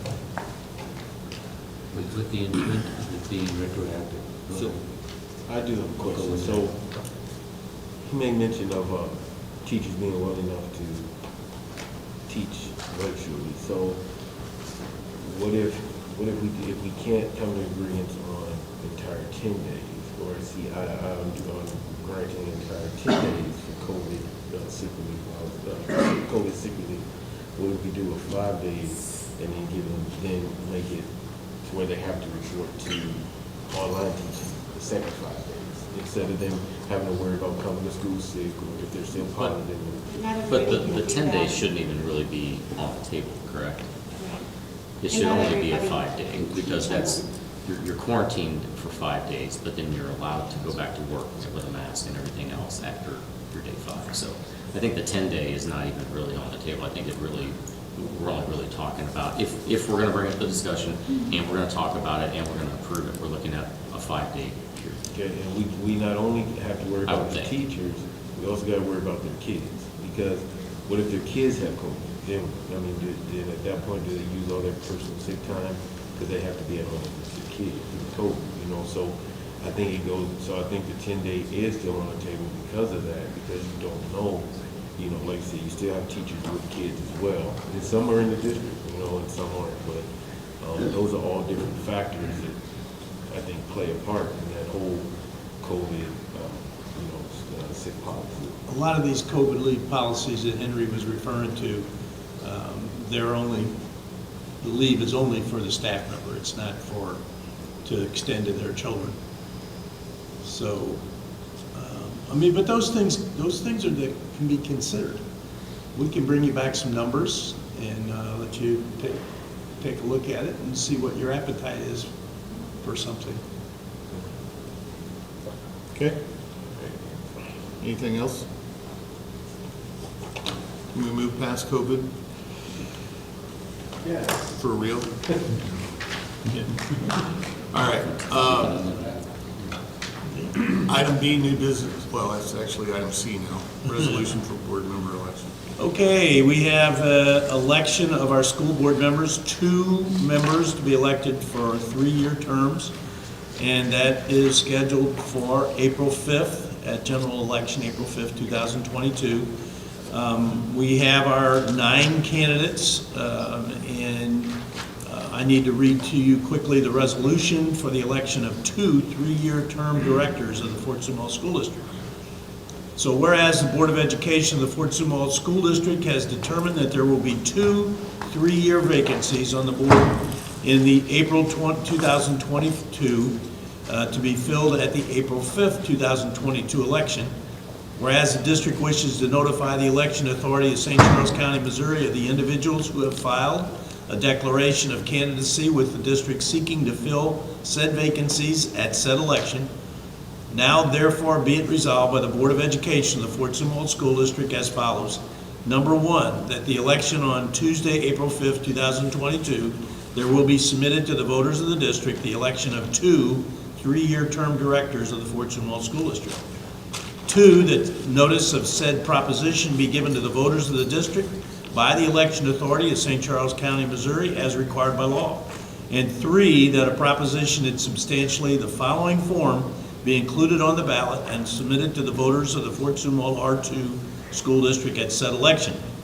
The official ballot will list the following candidates in the following order: Amy S. Robertson, April Rivera, Arnie C. A.C. Arndinoff, Greg Stephen Sartorius, Jeff Marion, Mark Pratt, Dan O'Connell, John Christopher, and Melissa Renee Reimer.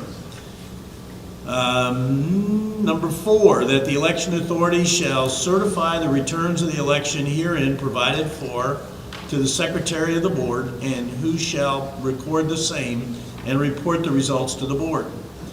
5, that the secretary of the board is hereby authorized to and shall forthwith file with the election authority a certified copy of this resolution for its information and guidance in order that the election authority may take such action as may be required of it under the rules and regulations and the laws of the state of Missouri in connection with the election herein provided for.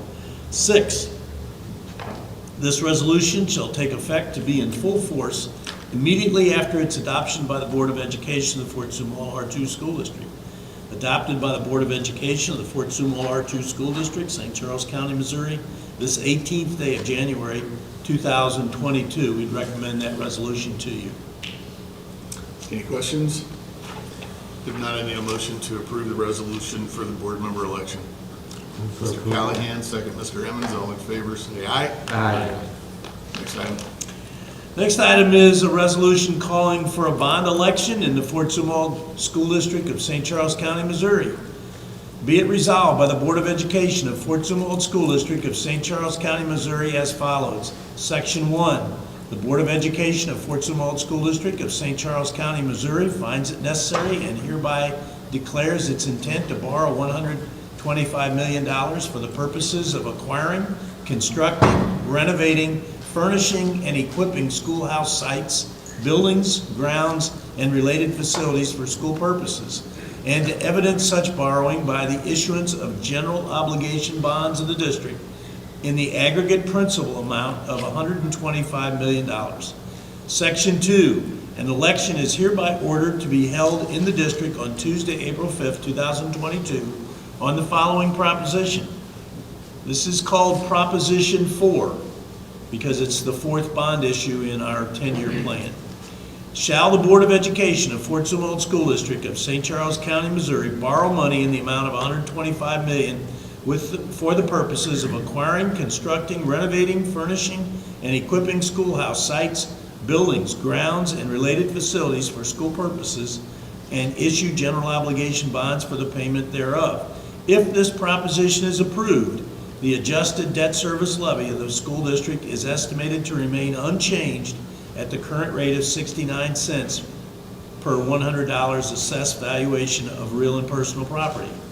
Section 3, the form of the notice of bond election for said election, a copy of which is attached hereto as Exhibit A and made a part hereof, is hereby approved. Section 4, the Secretary of the Board of Education is hereby authorized and directed to notify the Director of Elections of St. Charles County, Missouri of the adoption of this resolution no later than 5 o'clock on January 25th, 2022, and to include in said notification all of the terms and provisions required by Chapter 115 of the Revised Statutes of Missouri as amended.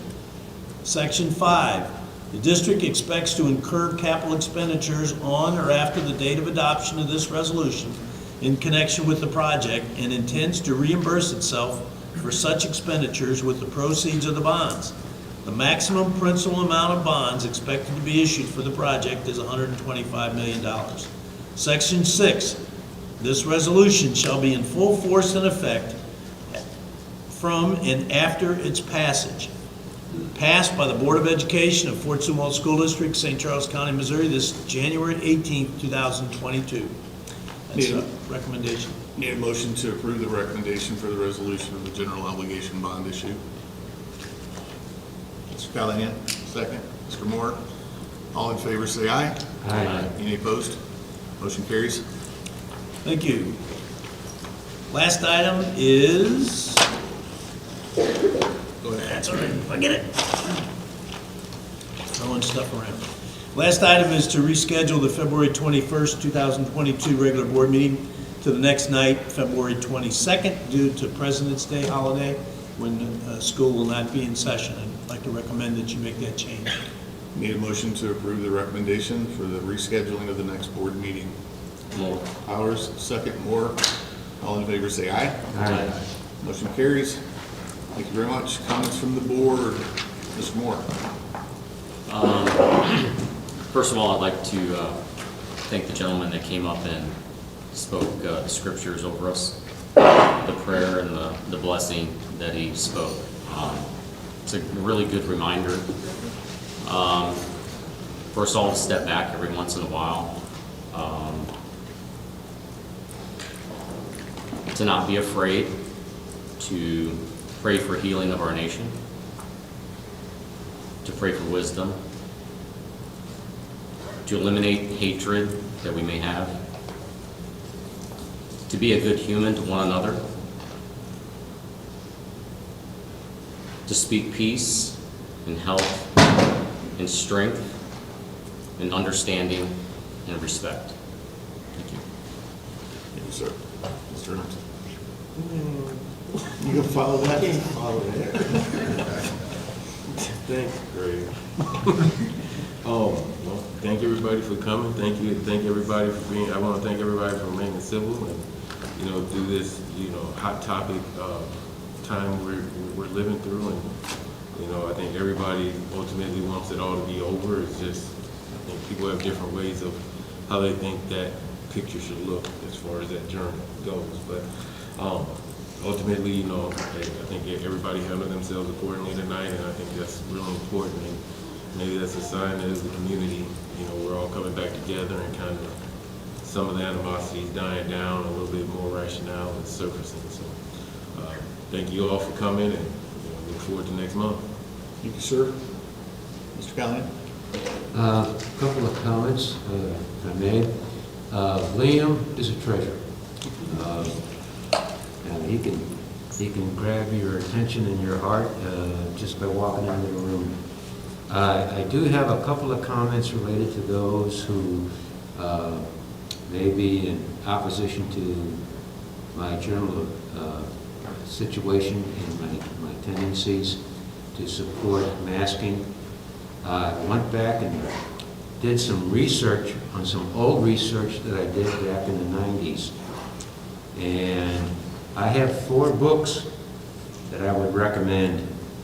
The author, Laurie Garrett, who is probably one of the best science and health science writers in the world.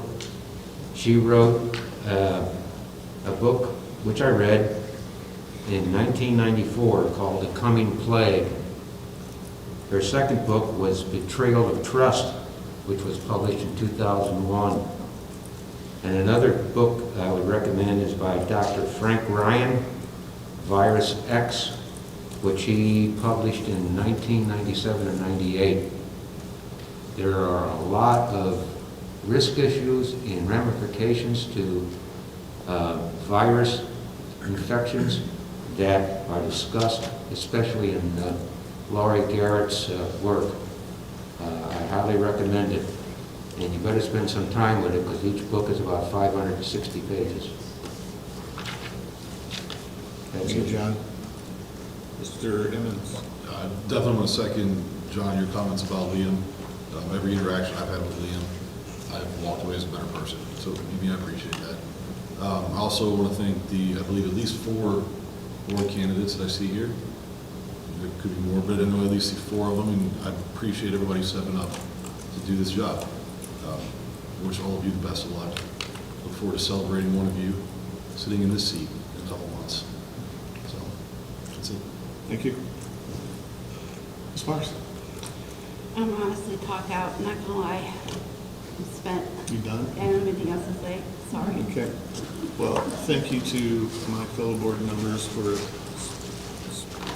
lively and spirited discussion. To echo what Tom said as far as our candidates, we are approaching that season for election. It's very, very important that you get out and vote. It's your number, well, in my opinion, I'll preface that, your obligation as a citizen. So it is good, and I appreciate the 4 that have taken the time to come out tonight. So with that, we as a board need to go into closed session under Missouri Statute 610.021. We will approve minutes from our last closed session, and we have hiring, firing, promotion of personnel. We will take about a 10-minute recess, but I need a motion to go into closed session. Howard. Second, Helms. Roll call. Craig? Yes. Gabriel? Yes. Erica? Yes. John? Yes. Tom? Yes. Mike? Yes. Back to 9:30. Okay, we're gonna be behind us. John? Yes, sir. We're going back in open session.